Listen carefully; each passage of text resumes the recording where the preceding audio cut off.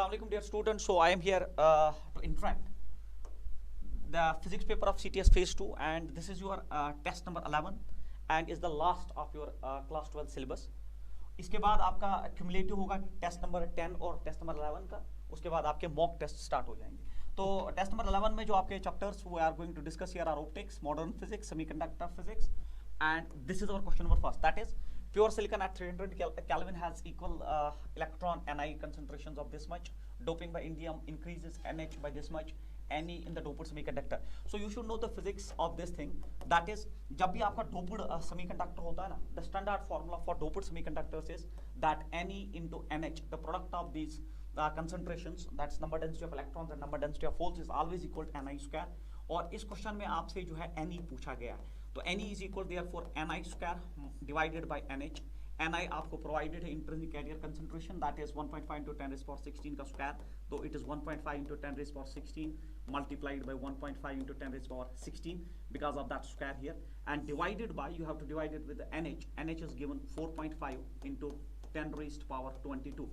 तो ये हुआ पॉइंट और पॉइंट कैंसिल आउट होगा, 15 3 45 एंड 3 into 0.5 इज 1.5, तो ये हो गया 0.5. उसके बाद मल्टीप्लाइड बाई 16 प्लस 16 होता है 10 raise power 32, 10 raise power 32, 10 raise power 22 ऊपर माइनस हो जाएगा, तो ये बचेगा 10 रेज पावर 10.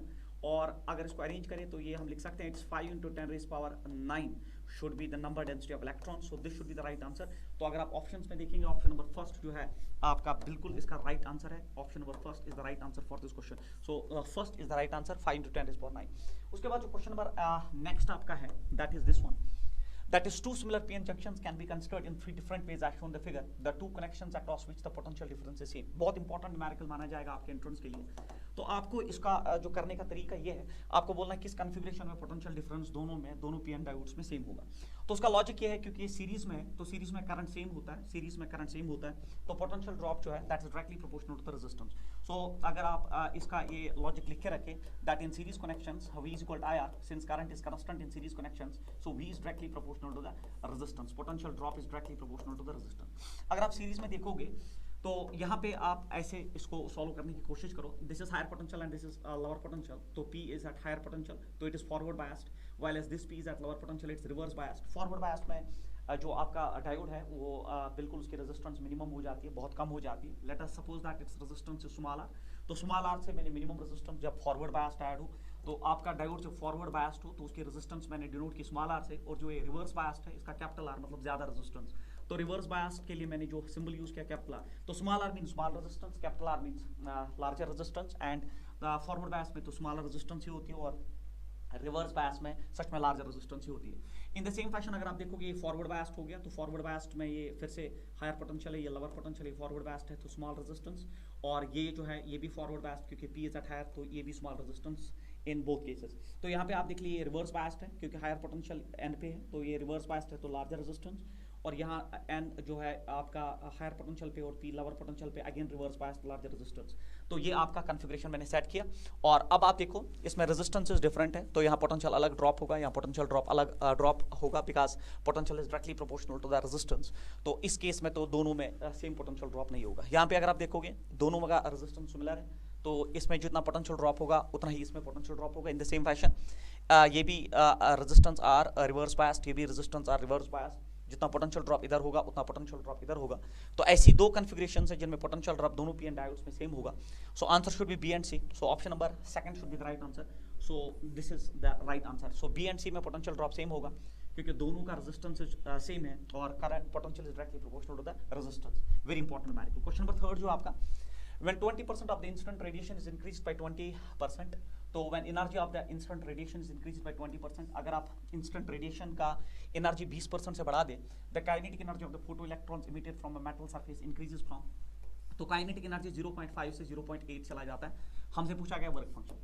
तो इस क्वेश्चन को सॉल्व करने का जो तरीका है, the best way to solve such a question is that first आपको इसकी इक्वेशन पता होनी चाहिए, that is instant energy जो होती है फोटॉन की वो होता है work function plus kinetic energy. तो आपको काइनेटिक एनर्जी ही इसमें दिया गया है, kinetic energy, that's why I am going to separate it here. It's kinetic energy is equal to instant energy minus work function, ठीक है। अब देखिए आपका क्वेश्चन बोल रहा है दैट आपका इनिशियल काइनेटिक एनर्जी जो है, the kinetic energy of the photo electron emitted from a metal surface increases from this to this. तो वो बात की कंडीशन है, तो initial kinetic energy is 0.5 electron volt is equal, तो एनर्जी मैं मानता हूँ इंस्टेंट एक्चुअली ई थी माइनस दैट वर्क फंक्शन, और वर्क फंक्शन जो है that's W naught, equation first. फिर आपने क्या किया, आपने अब 20% से एनर्जी, इनकमिंग एनर्जी बढ़ा दिया। अगर आप 20% से बढ़ा रहे हो तो हमसे वर्क फंक्शन पूछा गया, तो आपका जब 20% से आप इंस्टेंट एनर्जी बढ़ा रहे हो तो काइनेटिक एनर्जी 0.5 से 0.8 चला गया, तो ये वैल्यू जो है 0.8 हो चुका है। और एनर्जी आपने 20% बढ़ा दी, तो 20% क्या होता है, एनर्जी एक्चुअली ई थी प्लस आपने 20%, दैट इज 20/100 ऑफ ई, तो 0 कैंसिल आउट होगा, तो ये हो गया 0.2, तो 1 + 0.2 होता है 1.2 E will be the final energy. तो यहाँ पे मैं लिखूँ it's now 1.2 E then minus W naught, work function is constant and that's what we have to calculate. तो जब आपने एनर्जी 20% बढ़ा दी तो ये हो गया 20% इंक्रीज, तो आपका काइनेटिक एनर्जी 0.5 से 0.8 चला गया, ये इस क्वेश्चन का मतलब है। अब आपको इस डाटा से W नॉट निकालना है। अब W नॉट निकालने का तरीका, अगर मैं इक्वेशन फर्स्ट को थ्रू आउट मल्टीप्लाई करूँ 1.2 से, तो उससे क्या फायदा आएगा, 0.5 इंटू 1.2 जो है वो हो जाएगा 0.6 इज इक्वल, उसके बाद 1.2 ई को भी मल्टीप्लाई होगा तो ये बनेगा 1.2 ई माइनस 1.2 W नॉट को भी मल्टीप्लाई होगा तो 1.2 W नॉट। इसके बाद अगर आप देखोगे इक्वेशन थर्ड बना, now I will do one thing that is I will subtract first from second. तो अगर फर्स्ट हम सब्ट्रैक्ट करें सेकंड से तो ये माइनस हो जाएगा, ये माइनस हो जाएगा, ये प्लस होगा, थ्रू आउट मैंने माइनस किया, तो I am going to subtract first from second, that's why मैंने माइनस से मल्टीप्लाई किया, तो ये माइनस हुआ, ये माइनस हुआ, ये माइनस इंटू माइनस प्लस हुआ। इससे ये फायदा हुआ कि 1.2 ई नेगेटिव 1.2 ई पॉजिटिव कैंसिल आउट हुआ, 0.6 में से 0.8 और पावर जो है इसका जो साइन है वो माइनस ही रिटेन हुआ, इट इज 0.2 इज इक्वल, ये हो गया आपका, this is minus this is plus, तो बड़े का ही साइन जो है वो रिटेन रहेगा, that's minus, and 1.2 W not में से W not it is only 0.2 W not. तो अगर आप देखोगे माइनस माइनस यहाँ कट जाएगा, 0.2 कट जाएगा, that's work function here is 1 electron volt should be the right answer of this question. तो I believe that this is again a very important question, so 1 electron volt should be the right answer, option number 4 जो है इसका right answer है। अगर आप ये law of conservation of energy based equation जानते हो तो फोटो इलेक्ट्रिक इफेक्ट की, तो आप इस क्वेश्चन को आराम से सॉल्व कर सकते हो, but this should be clear to you people that 20% बढ़ाना क्या होता है, तो एनर्जी का 20% होता है 20/100 ऑफ दैट एनर्जी, ठीक है। उसके बाद क्वेश्चन नंबर नेक्स्ट आपका जो है, an LED is constructed from a PN junction diode using gallium arsenide phosphide, the energy gap is this. तो ये क्वेश्चन आपने प्रैक्टिस में बिल्कुल किया होगा, तो 1.9 का एनर्जी गैप है, तो एनर्जी गैप जो दिया गया है दैट्स 1.9 इलेक्ट्रॉन वोल्ट का, the wavelength of the light emitted is equal. तो आपको पता होना चाहिए जो एनर्जी गैप है, एनर्जी जो होता है वो होता है बराबर, it's 12400 divided by lambda in angstroms. तो अगर आप एनर्जी जो है इलेक्ट्रॉन वोल्ट्स में लेते हैं, अगर आप एनर्जी इलेक्ट्रॉन वोल्ट्स में लेते हैं तो ये स्टैंडर्ड इक्वेशन आपको क्लास में हम पढ़ाते हैं, एनर्जी अगर आप इलेक्ट्रॉन वोल्ट्स में लेते हैं तो ये होता है बराबर 12400 divide by lambda in angstroms. It's a very important equation, आपको एनर्जी के आपका वैल्यू दिया गया, आपसे लैम्डा पूछा गया and these are the options. तो एनर्जी आपको बिल्कुल 1.9 इलेक्ट्रॉन वोल्ट ही दिया है, it is equal 12400 divided by lambda in angstroms. तो लैम्डा इन एंगस्ट्रॉम में ऊपर लेता हूँ, लैम्डा इन एंगस्ट्रॉम में ऊपर लेता हूँ, ये बनता है 12400 डिवाइडेड बाय 1.9। जब आप 1.9 से इसको डिवाइड करोगे, 1.9 से मैं इसको डिवाइड करता हूँ in order to save time here, I will divide it with 1.9। तो मैं लिख रहा हूँ यहाँ पे, it is here 12400, it's 12400 divided by 1.9 is equal, it is equal 6526.31 and so on. तो ये आपका जो वैल्यू है ये आपका एंगस्ट्रॉम में आ गया। तो अगर आपका एंगस्ट्रॉम में आ गया तो ऐसा ऑप्शन जो है एंगस्ट्रॉम में बिल्कुल कोई नहीं है, it is in the value of angstroms, ऐसा कोई ऑप्शन नहीं। तो हम इसको थोड़ा मॉडिफाई करते हैं, तो लैम्डा इन एंगस्ट्रॉम्स के बदले मैं लिखूँ आप ऐसे इसको 6526.31 इंटू 10⁻⁻10 मीटर्स में लाने की कोशिश, तो ये आपका जो है मीटर्स में आ गया। तो सर ऐसा कोई ऑप्शन बिल्कुल भी नहीं है। तो उसके बाद हम क्या करेंगे, इसको हम एक पॉइंट यहाँ पे लेते हैं, तो ये आ जाएगा लैम्डा इज इक्वल 652.86 इंटू 10⁻⁻, ये -9 जो है मीटर्स हो जाएगा।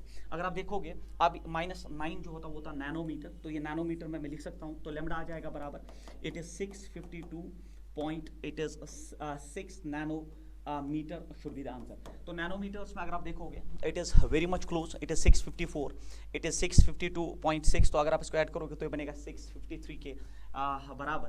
तो approximately its answer should be 654 nanometre, क्योंकि एंगस्ट्रॉम हो नहीं सकता, क्योंकि आप जो है इस वैल्यूज में देखो, आप एंगस्ट्रॉम में जब आपका है it is 6526, it is 654, so answer should B option number second. Very important question. उसके बाद क्वेश्चन नंबर नेक्स्ट आपका जो है दैट इज दिस वन, बहुत इंपॉर्टेंट है। PN junction diode when forward biased has a drop of 0.5 volt. तो ये PN junction है, आपने इसको जो फॉरवर्ड बायस है इसका ड्रॉप जो है वो 0.5 वोल्ट है, which is assumed to be independent of current. The current in excess of 10 milliampere through the diode produces large joule heating which damages the diode. If we want to use a 1.5 volt battery, it's 1.5 volt battery to forward bias the diode. The resistor used in series with the diode so that the maximum current does not exceed is 5 milliampere. तो current 5 milliampere से ज़्यादा जो है diode से नहीं जाना चाहिए। अगर किससे हम देखेंगे, the resistor used in series with the diode so that the maximum current does not exceed 5 milliampere. तो यहाँ पे 5 मिली एम्पियर से ज़्यादा करंट आगे जानी नहीं चाहिए। तो ये आपका 10 मिली एम्पियर इसमें प्रोवाइड कर रहा है। तो हमें इस क्वेश्चन में निकालना क्या, what we have to calculate this resistance. तो ये रेजिस्टेंस कितना हमें यहाँ पे कनेक्ट करना है। तो अगर आप देखोगे, अगर ये आपने बैटरी जो कनेक्ट की इट इज 1.5 वोल्ट, उसमें 0.5 वोल्ट इधर कंज्यूम हुआ, तो दिमाग कहता है कि 1 वोल्ट का जो पोटेंशियल ड्रॉप है वो डेफिनेटली यहाँ ट्रांसफर हो जाएगा, क्योंकि 1.5 में से 0.5 इधर, तो 1 वोल्ट इधर चला जाएगा।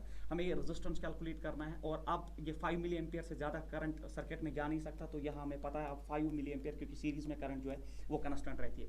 अब अगर आप यहाँ पे यूज़ करोगे that V equal I R, तो I हो गया बराबर V बाई आर, और हम V भी जानते हैं, V आपका 1 वोल्ट है, और R जो है तो हमें निकालना क्या है, हमें I नहीं निकालना, हमें I will solve it like this. तो V is equal to I R, हमें निकालना है यहाँ पे रेजिस्टेंस ही है, तो रेजिस्टेंस हो गया बराबर V बाई आई। तो V अगर आप देखोगे V आपका 1 है और I जो है 5 मिली एम्पियर है, तो 10 रेज़ पावर माइनस 3, तो 10 रेज़ पावर माइनस 3 ऊपर चला जाएगा, तो it will become 1000 divided by 5, it is 5 2 10 0 0, तो it is 200 ohm should be the right answer of this question. तो ये रेजिस्टेंस जो है वो 200 ओम होना चाहिए। तो 200 ओम में 2 × 10 raise power 2 ohm is the right answer, क्योंकि यही तो होता है बराबर 2 × 10 रेज़ पावर 2 होता है 200 ohm. First option is the right answer. तो अगर इस सर्किट में 5 मिली एम्पियर से ज़्यादा करंट नहीं हो सकती, सीरीज सर्किट में करंट दोनों में सेम रहेगी, और उसके बाद अगर 0.5 वोल्ट का इधर पोटेंशियल ड्रॉप हुआ तो 1 वोल्ट इधर चला जाएगा। तो using that Ohm's law equation V is equal to IR, हमने यहाँ का रेजिस्टेंस निकाल दिया, and this completes our question. Very important question number next is consider the junction diode as ideal. तो आइडियल डायोड जब होता है, तो आइडियल डायोड में हम रेजिस्टेंस मान के चलते हैं वो 0 है, और the value of current flowing through it, हमें इस डायोड में करंट निकालना है। So what we have to calculate is current. तो रेजिस्टेंस जो है आइडियल डायोड में हम 0 मान के चलते हैं, और अगर हमें करंट निकालना है तो this is higher potential, it's +4 volt, it's -6 volt. तो अगर आप देखोगे मैं लिख सकता हूँ VA minus VB, that's potential difference between the two ends of the diode is equal to IR as per Ohm's law. तो VA माइनस VB, VA जो है आपका 4 वोल्ट है पॉजिटिव, देन माइनस VB जो है वो -6 है, इज इक्वल टू I हमें निकालना है, और रेजिस्टेंस यहाँ पे देख लीजिए, सिर्फ ये रेजिस्टर आ जाएगा 1 किलो ओम, 1 × 10 रेज़ पावर 3, तो ये हो गया माइनस इंटू माइनस हो गया plus, it's 10 is equal to I divided by 10 raise power 3, 10 raise power 3 ऊपर चला जाएगा, तो ये बनेगा 10 × 10 रेज़ पावर -3। तो answer of this current should be 10 raise power -2 ampere should be the right answer. So 10 raise power -2 option number first जो है इसका बिल्कुल राइट आंसर है। तो ये करंट इलेक्ट्रिसिटी बेस्ड जैसा क्वेश्चन है, बट पूछा गया सेमीकंडक्टर में। The output across the diode in the given circuit in figure, very important numerical. तो हमें आउटपुट निकालना है across the diode, we have to calculate output across the diode. तो यहाँ पे आपका एक AC सोर्स कनेक्ट किया गया है, जिसका पोटेंशियल है दैट्स V0 या VM आप मान लीजिए sin ω t। तो हमें जो है आउटपुट निकालना है जब आप ऐसा कनेक्ट करोगे, सोर्स जो है AC सोर्स है, वेरिएबल सोर्स। तो अब इसको सॉल्व करने का जो तरीका है इसको ब्रेक करना पड़ेगा, क्योंकि AC जो है इसका पहले पॉजिटिव साइकिल आएगा, फिर नेगेटिव साइकिल आएगा। तो हम इसकी 2 डायग्राम्स बनाते हैं। जब पॉजिटिव हाफ आएगा तो I will reconnect it like this. तो ये पॉजिटिव साइकिल जब आया, तो पॉजिटिव साइकिल में ये आपका रजिस्टर यहाँ पे है, और ये आपका जो है बिल्कुल यहाँ डायोड है। मैंने सर्किट को रिड्रा किया, सो this is your diode, and ये हो गया तब जब आपने इसको पॉजिटिव हाफ जो है आपका, अगर आप इनपुट आउटपुट की बात करें तो मैं यहाँ पे ग्राफ बनाता हूँ। सो दिस इज योर इनपुट, ये आपका इनपुट है, इनपुट AC का ऐसा है, ठीक है। तो ये पॉजिटिव हाफ है, नेगेटिव हाफ है, this is positive half and negative half, and output हमें कैसा मिलेगा, दैट्स अवर क्वेश्चन। हमें आउटपुट जो है we have to redraw it here. तो जब आप ड्रा करोगे तो आपको क्वेश्चन जो है आपको सॉल्व होता हुआ नजर आएगा। So we have to calculate output.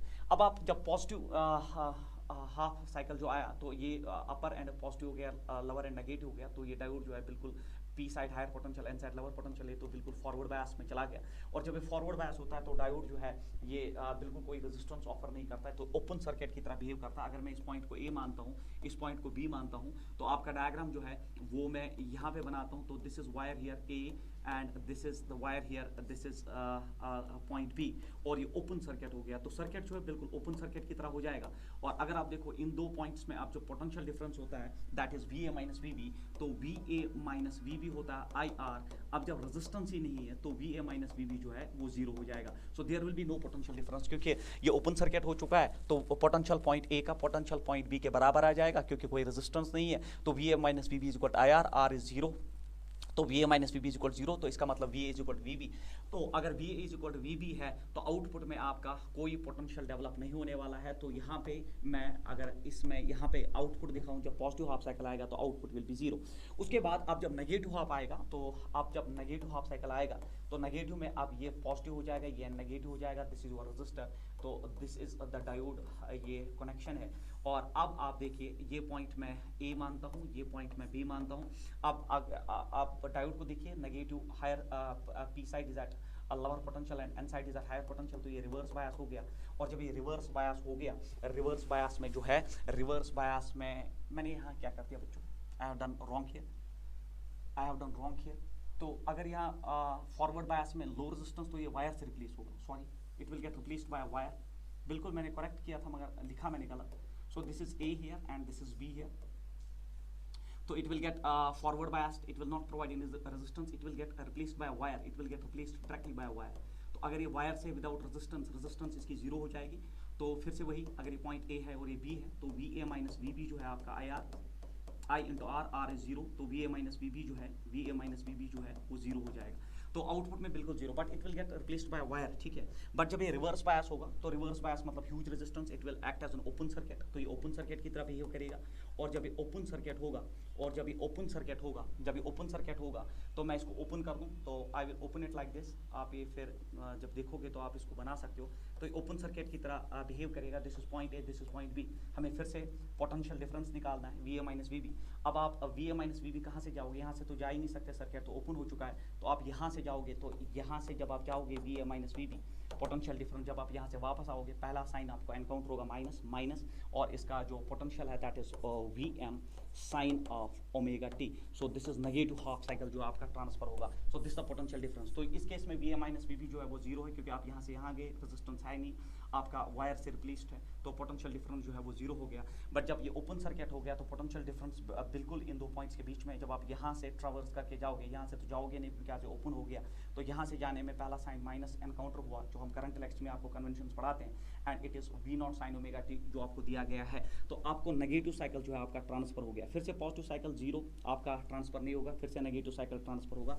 तो ये बिल्कुल एक हाफ वेव रेक्टिफायर जैसा आउटपुट है। और जब हाफ वेव रेक्टिफायर आउटपुट है, क्योंकि उसमें भी एक साइकिल गायब हो जाता है, एक साइकिल विजिबल हो जाता है, it is a half wave rectifier. तो पहले would be zero at all times, बिल्कुल गलत है, would be like a half wave rectifier with positive cycle in output. तो positive cycle in output, output में पॉजिटिव साइकिल तो नहीं आ रहा, नेगेटिव साइकिल आ रहा है, would be like a half wave rectifier with negative cycle in output is the right answer. तो इसका राइट आंसर जो है ऑप्शन नंबर थर्ड, क्योंकि आपका नेगेटिव साइकिल आउटपुट में आ रहा है, पॉजिटिव साइकिल नहीं। This question is very important, आप इसको एक दो बार देखिए और समझ लीजिए कि फॉरवर्ड बायस में इसकी रेजिस्टेंस जीरो हुई, और रिवर्स बायस में ओपन सर्किट की तरह चला गया, और पोटेंशियल डिफरेंस आ गया इन दो पॉइंट्स के बीच में, और आपने जब यहाँ से गए तो नेगेटिव साइकिल आपका एनकाउंटर हुआ, दैट्स वाई आउटपुट में नेगेटिव साइकिल ही आया, नेगेटिव हाफ ही आया। तो ये भी एक इंपॉर्टेंट क्वेश्चन है। The correct Boolean operation represented by the circuit diagram is. तो ये जो सर्किट डायग्राम है, ये कौन सा गेट आपको लॉजिक गेट दिखा रहा है, तो ऑप्शंस आर एंड, और, नैंड एंड नॉर। अब इसको कैसे करते हो आप, तो इसको करने का जो तरीका हम ऐसे बनाते हैं, इसको, इस सर्किट को मैं यहाँ पे बनाता हूँ, I will make it here so that ये आपका क्लियर हो जाए। तो ये आपका की है, की ए है, तो this is your A and this is open and this is closed, और यहाँ से भी आपका की जो है इट्स की बी, और ये हो गया आपका 1 and this is 0, this is की बी। और फिर यहाँ पे आप जो है, अब एलईडी जो है, मैं एलईडी यहाँ बनाता हूँ, सो this is your LED with a resistor here, तो रेजिस्टेंस इसमें है, छोड़ दीजिए।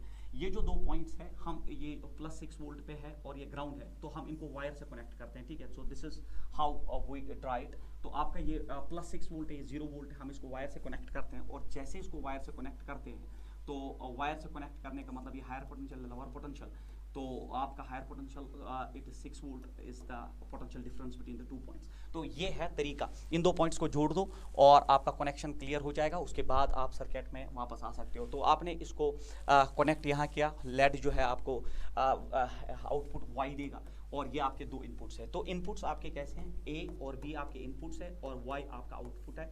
हम इसका ट्रुथ टेबल बनाएंगे और क्लियर कर देंगे कि इसका आंसर कैसा होगा। देख लीजिए आप, देखिए अगर आप ए बी 0 रखते हो, बी बी 0 रखते हैं, मतलब ये भी ओपन ये भी ओपन, तो ए बी 0 बी बी 0, ये भी ओपन ये भी ओपन, तो यहाँ से जो करंट निकलेगी वो करंट जो है वो यहाँ से जाएगी, क्योंकि यहाँ सर्किट ओपन है, यहाँ से करंट नहीं जा सकती, तो करंट यहाँ जाएगी और सर्किट कंप्लीट हुआ, मतलब आउटपुट में करंट डेफिनेटली आएगी। तो output is present when both inputs are absent. In the same fashion अब अगर आप ए को जो है आप इन कर दोगे, A is present and B is absent.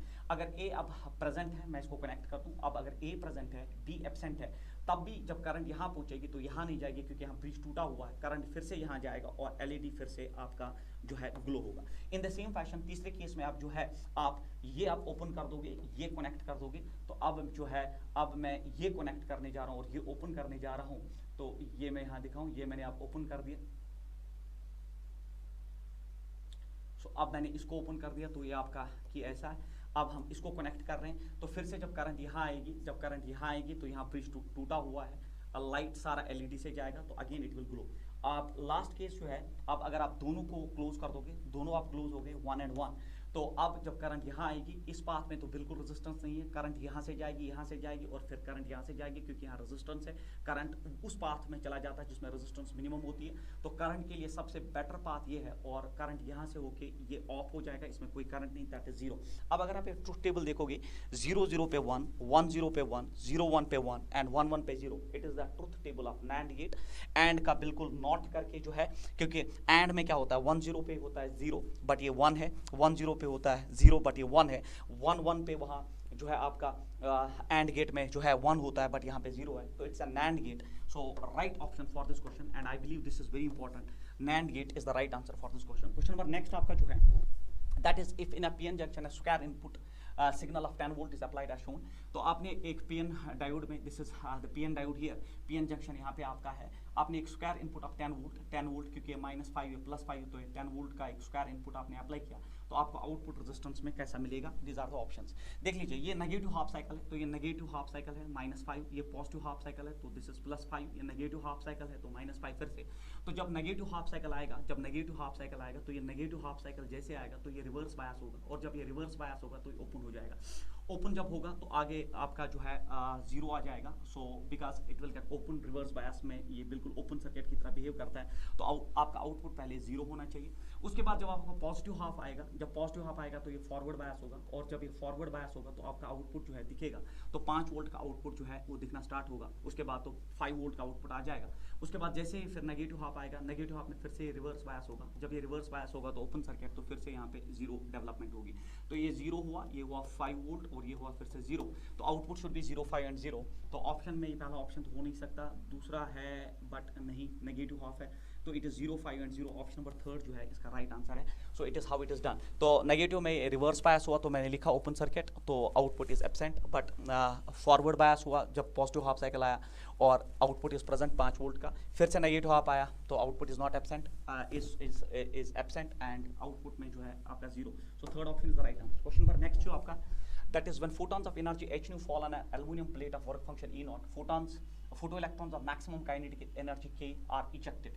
तो काइनेटिक एनर्जी आप जानते हो, काइनेटिक एनर्जी होता है बराबर है E minus W not, E minus W not, ये स्टैंडर्ड फॉर्मूला इससे पहले भी हमने यूज किया, और आपसे पूछा गया है when photons of energy h nu fall on an aluminum plate of work function E naught, photons of maximum energy K are ejected if the frequency of the radiation is doubled। अगर आपने radiation का frequency doublet किया, the maximum kinetic energy of ejected photoelectrons will be, तो maximum kinetic energy अब ejected photo electrons का क्या होगा। तो अगर आप देखोगे आपका पहला काइनेटिक एनर्जी जो है वो E से इसने डिनोट किया है, तो वन तो photo electrons maximum kinetic energy K से डिनोट किया गया है, और एनर्जी आपको बोला गया है frequency, when photons of frequency H new, तो ये हो गया एनर्जी जो है वो एच न्यू है, माइनस दैट वर्क फंक्शन आपका जो सिंबल यूज किया गया that's E not, equation number first. फिर दूसरे केस में आपको बोला गया कि आपने अब फ्रीक्वेंसी डबल कर दी, तो h इंटू टू न्यू, और वर्क फंक्शन पे कोई चेंज नहीं होता क्योंकि it's constant for a material, equation number second. तो आपको बोलना है कि नया आपका जो काइनेटिक एनर्जी है वो कितना होगा, k dash you have to calculate. अगर हमें k डैश निकालना है तो पहली इक्वेशन से जो है आप ई नॉट का वैल्यू जो है आप फ्रॉम फर्स्ट इक्वेशन फर्स्ट से हम ई नॉट का वैल्यू निकाल के इसमें ड्रॉप करेंगे, तभी जाके kinetic energy. So from equation first E not अगर आप यहाँ लोगे तो ई नॉट बनेगा बराबर, ई नॉट बनेगा एच न्यू माइनस के, एच न्यू माइनस के। और अब ये ई नॉट में यहाँ ड्रॉप करूँगा, यहाँ पे इक्वेशन सेकंड में हम इसको ड्रॉप करेंगे। तो इक्वेशन सेकंड में के डैश हमें जो निकालना है in terms of H new and के, तो मैं लिखूंगा it's twice of new actually है ना, फ्रीक्वेंसी अपने दुगनी की, तो ये हुआ 2h न्यू, तो ये ट्वाइस मल्टीप्लाई हुआ, माइनस ई नॉट हो गया बराबर आपका माइनस, तो यहाँ पे माइनस है and it is E not आपने निकाल के रखा है, it is H new minus के। तो यहाँ पे मल्टीप्लाई करिए, के डैश हो गया बराबर 2h nu minus h nu, it's plus K, minus into minus, 2h nu में से h nu, it is h nu, K dash हो गया बराबर इट इज h न्यू, क्योंकि 2h न्यू में से h न्यू एक कैंसिल आउट हुआ, plus K should be the right answer. तो ये होगा नया kinetic energy, h nu plus K, it should be the right answer. तो इसमें लोग सीधे डबल कर देते हैं इसको, but the right answer is that kinetic energy earlier plus h nu is the right answer for this question. तो इसमें ऑप्शन नंबर 4 जो है इसका राइट आंसर है, ऑप्शन नंबर 4। और हमने यहाँ पे ई नॉट रिप्लेस करके इसमें ड्रॉप किया। अगर कुछ बच्चों ने इसमें जो है एच न्यू ही रिप्लेस करके कुछ डाला होता तो तब भी आंसर आता, बट इन डिफरेंट वैल्यूज, जिन वैल्यूज में हमें चाहिए हमने उसी हिसाब से इसको रिड्रा किया, ई नॉट पहली इक्वेशन से निकाल के सेकंड में ड्रॉप करके जो है हमारा answer number 4 is the right answer. उसके बाद from the circuit shown below the maximum and minimum values of zener diode currents are, तो हमें maximum and minimum values of zener diode currents निकालना है, पहले मैक्सिमम फिर मिनिमम। तो अब आपको पता है ये 80 टू 120 वोल्ट, तो पहले 80 वोल्ट, अगर मैं 80 वोल्ट सर्किट बना दूं तो आपका सोर्स जो है पहले 80 वोल्ट का है, तो आपका सोर्स जो है पहले 80 वोल्ट का है, तो 80 वोल्ट का सोर्स है, दिस इज अ रेजिस्टर, यहाँ पे आपका एक जेनर डायोड कनेक्टेड है, so this is a zener diode here, और फिर ये हो गया आउटपुट रेजिस्टेंस आपका, और ये है 10 kilo ohm, this is 10 kilo ohm, ये रेजिस्टेंस आपका 5 किलो ओम है, और फिर ये 80 वोल्ट हो गया अब आपका, और ये जेनर डायोड है तो रिवर्स बायस होता है बच्चों, तो यहाँ पे मैंने गलती कर दी, तो रिवर्स बायस मतलब होता है, रिवर्स बायस होता है N is at lower potential and P is at, तो मैंने ठीक किया था, तो इट इज 80 वोल्ट, ठीक है। अब आप देख लीजिए ये 50 वोल्ट का जेनर डायोड है, तो ये 50 वोल्ट का जेनर डायोड है। जब ये 50 वोल्ट का जेनर डायोड है तो आप जानते हैं चीज़ों को, तो ये 50 वोल्ट सीधे जो आउटपुट रजिस्टर में चला जाएगा, तो 50 वोल्ट यहाँ पे चला गया, और अगर 50 वोल्ट यहाँ चला गया तो यहाँ 80 आपने दिया, तो यहाँ पे 30 वोल्ट आ जाएगा पोटेंशियल जो रिमेनिंग है, क्योंकि आपका टोटल वोल्टेज जो है वो 80 वोल्ट है, 50 अगर जेनर डायोड ने इस पे शिफ्ट किया पैरेलल से, और 30 वोल्ट यहाँ रिमेनिंग है। अब यहाँ आप करंट निकाल सकते हो by the logic that V is equal I R, तो I is equal to V by R, तो V जो है आपका, V आपका जो है 50 है, और R आपका 10 किलो ओम है, 10 इंटू 10 रेज़ पावर 3 किलो वही होता है, 0 0 कैंसिल आउट हुआ, तो ये बना 5 इंटू 10 रेज़ पावर -3, तो उसको हम कहते हैं 5 मिली एम्पियर, तो यहाँ 5 मिली एम्पियर का करंट चलेगा, तो यहाँ 5 मिली एम्पियर का करंट चलेगा, और अगर यहाँ 5 मिली एम्पियर का करंट, तो यहाँ से कितनी करंट आएगी बाहर, तो यहाँ कितनी करंट होगी सर, तो यहाँ फिर से I is equal to V by R, I is equal to V by R, तो V यहाँ पे 30 है, और R यहाँ पे जो है 5 किलो ओम है, 10 रेज़ पावर 3, तो 5 6 of 30, तो इट इज 6 मिली एम्पियर, तो मतलब यहाँ से जो करंट चली थी वो 6 मिली एम्पियर की थी, और यहाँ से 5 मिली एम्पियर की करंट आगे गई, तो यहाँ आप 6 में से जब यहाँ से 6 मिली एम्पियर करंट आई, यहाँ 5 चलेगी, इसका मतलब जेनर करंट जो है वो 1 मिली एम्पियर होगी, वो 1 मिली एम्पियर। और आपने जो लवर पोटेंशियल यूज किया, लवर पोटेंशियल पे आपको लवर करंट जो जेनर डायोड में चल रही है वो 1 मिली एम्पियर, तो पहले आपका मैक्सिमम है फिर मिनिमम, तो मिनिमम में आप 1 मिली एम्पियर देखिए, 1 मिली एम्पियर यहाँ नहीं, तो ये दो ऑप्शन हो नहीं सकते, यहाँ भी नहीं है, तो option number 3 is the right answer, क्योंकि ये आएगा। अब आप दूसरे केस में क्या करोगे, दूसरे केस में आप यहाँ 120 वोल्ट दोगे, 50 इधर 50 इधर, तो 120 में से 50 50 इधर, रेस्ट जो है 70 वो यहाँ आ जाएगा, तो उसमें वो आपका जो है करंट यहाँ पे भी निकालेंगे, यहाँ पे भी निकालेंगे, जो फिर as per Kirchhoff's first law यहाँ पे जो डिफरेंस होगा वो यहाँ से ट्रांसफर होगा, क्योंकि एक ही ऑप्शन है मिनिमम वाला 1 मिली एम्पियर, तो दूसरा जो है बिल्कुल आप कॉपी पेस्ट ऐसे ही करोगे, सिर्फ यहाँ पोटेंशियल आप जो है आप यहाँ 80 है, तो 80 में यहाँ 50 50 चला गया, जब यहाँ 120 आएगा 50 50 ही यहाँ जाएगा, क्योंकि जेनर तो 50 पे ही फिक्स्ड है, रेस्ट पोटेंशियल जो है वो रजिस्टर में जाएगा, उससे यहाँ की करंट बदल जाएगी और अकॉर्डिंगली जो है आपका मैक्सिमम करंट 9 मिली एम्पियर से ज़्यादा हो नहीं सकता। उसके बाद question number next, consider the following statements A and B and identify the correct answer. तो Jenner diode is connected in reverse bias when used as a voltage regulator. बिल्कुल knowledge based question है। Zener diode को हम voltage regulation के लिए use करते हैं और हमेशा रिवर्स बायस में ही कनेक्ट करते हैं, तो असर्शन इज करेक्ट। उसके बाद जो स्टेटमेंट सेकंड है, that is the potential barrier of PN junction lies between 0.1 to 0.3 volt. बिल्कुल गलत।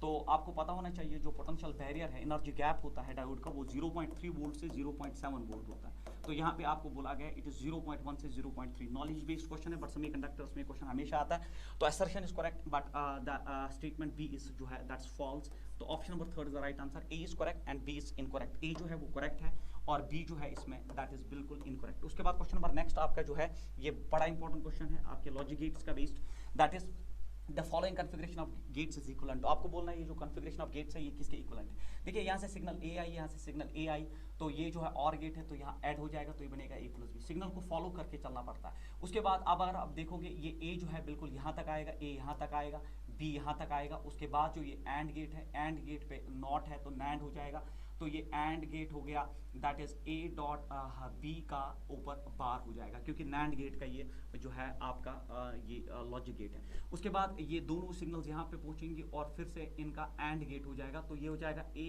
प्लस बी डॉट हो जाएगा यहाँ पे ए प्लस बी डॉट, क्योंकि मल्टीप्लीकेशन करेगा ये, and that is A dot B का होल बार। अब आप इसको सॉल्व करिए, ये बनेगा ए प्लस बी। ठीक है सर, यहाँ तक कोई प्रॉब्लम नहीं है। डॉट ये बनेगा A bar then plus B bar, that is as per De Morgan's theorem.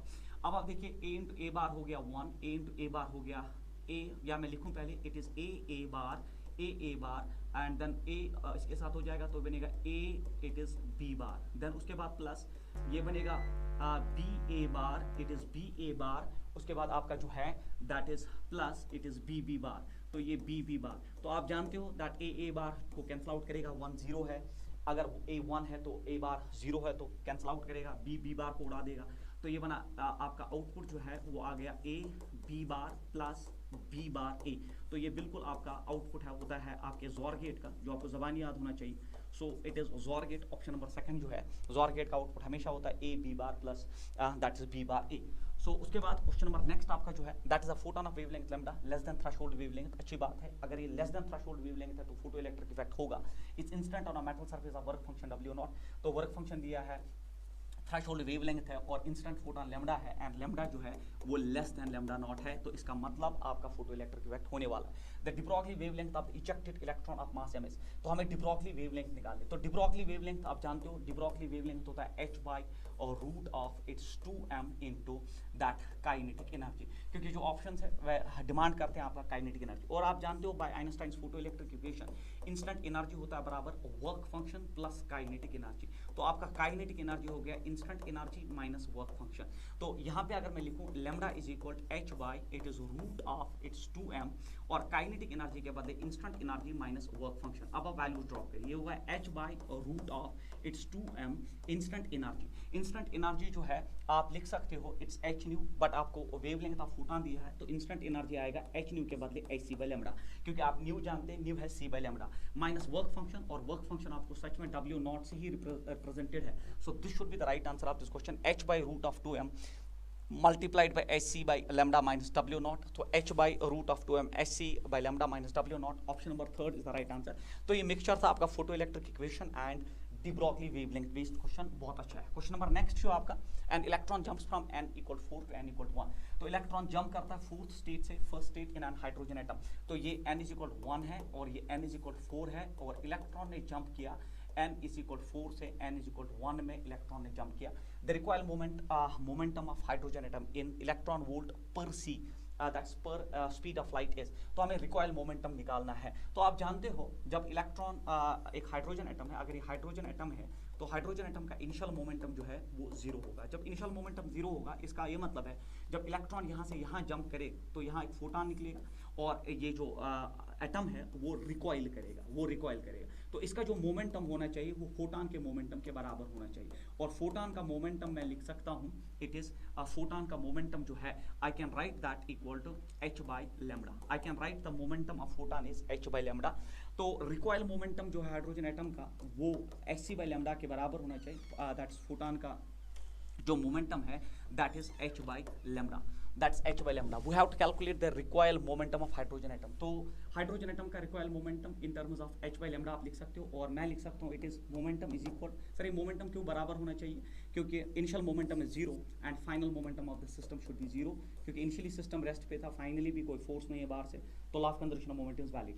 h and 1 by lambda होता है r z स्क्वायर, आपने पढ़ा होगा, it's 1 by n1 square minus 1 by n2 square. तो हमें recoil momentum of the atom निकालना है। तो एटम का जो रिकॉइल मोमेंटम होगा डाटा एटम का, z इज 1, क्योंकि हाइड्रोजन एटम है तो z is 1, it is hr, then it is 1 by lower state is 1 by 1 square minus 1 by it is 4 square. ये हो गया 16, 16 1 जा इट्स 15 बाई 16, तो मोमेंटम हो गया बराबर 15 by 16 and then it is hr।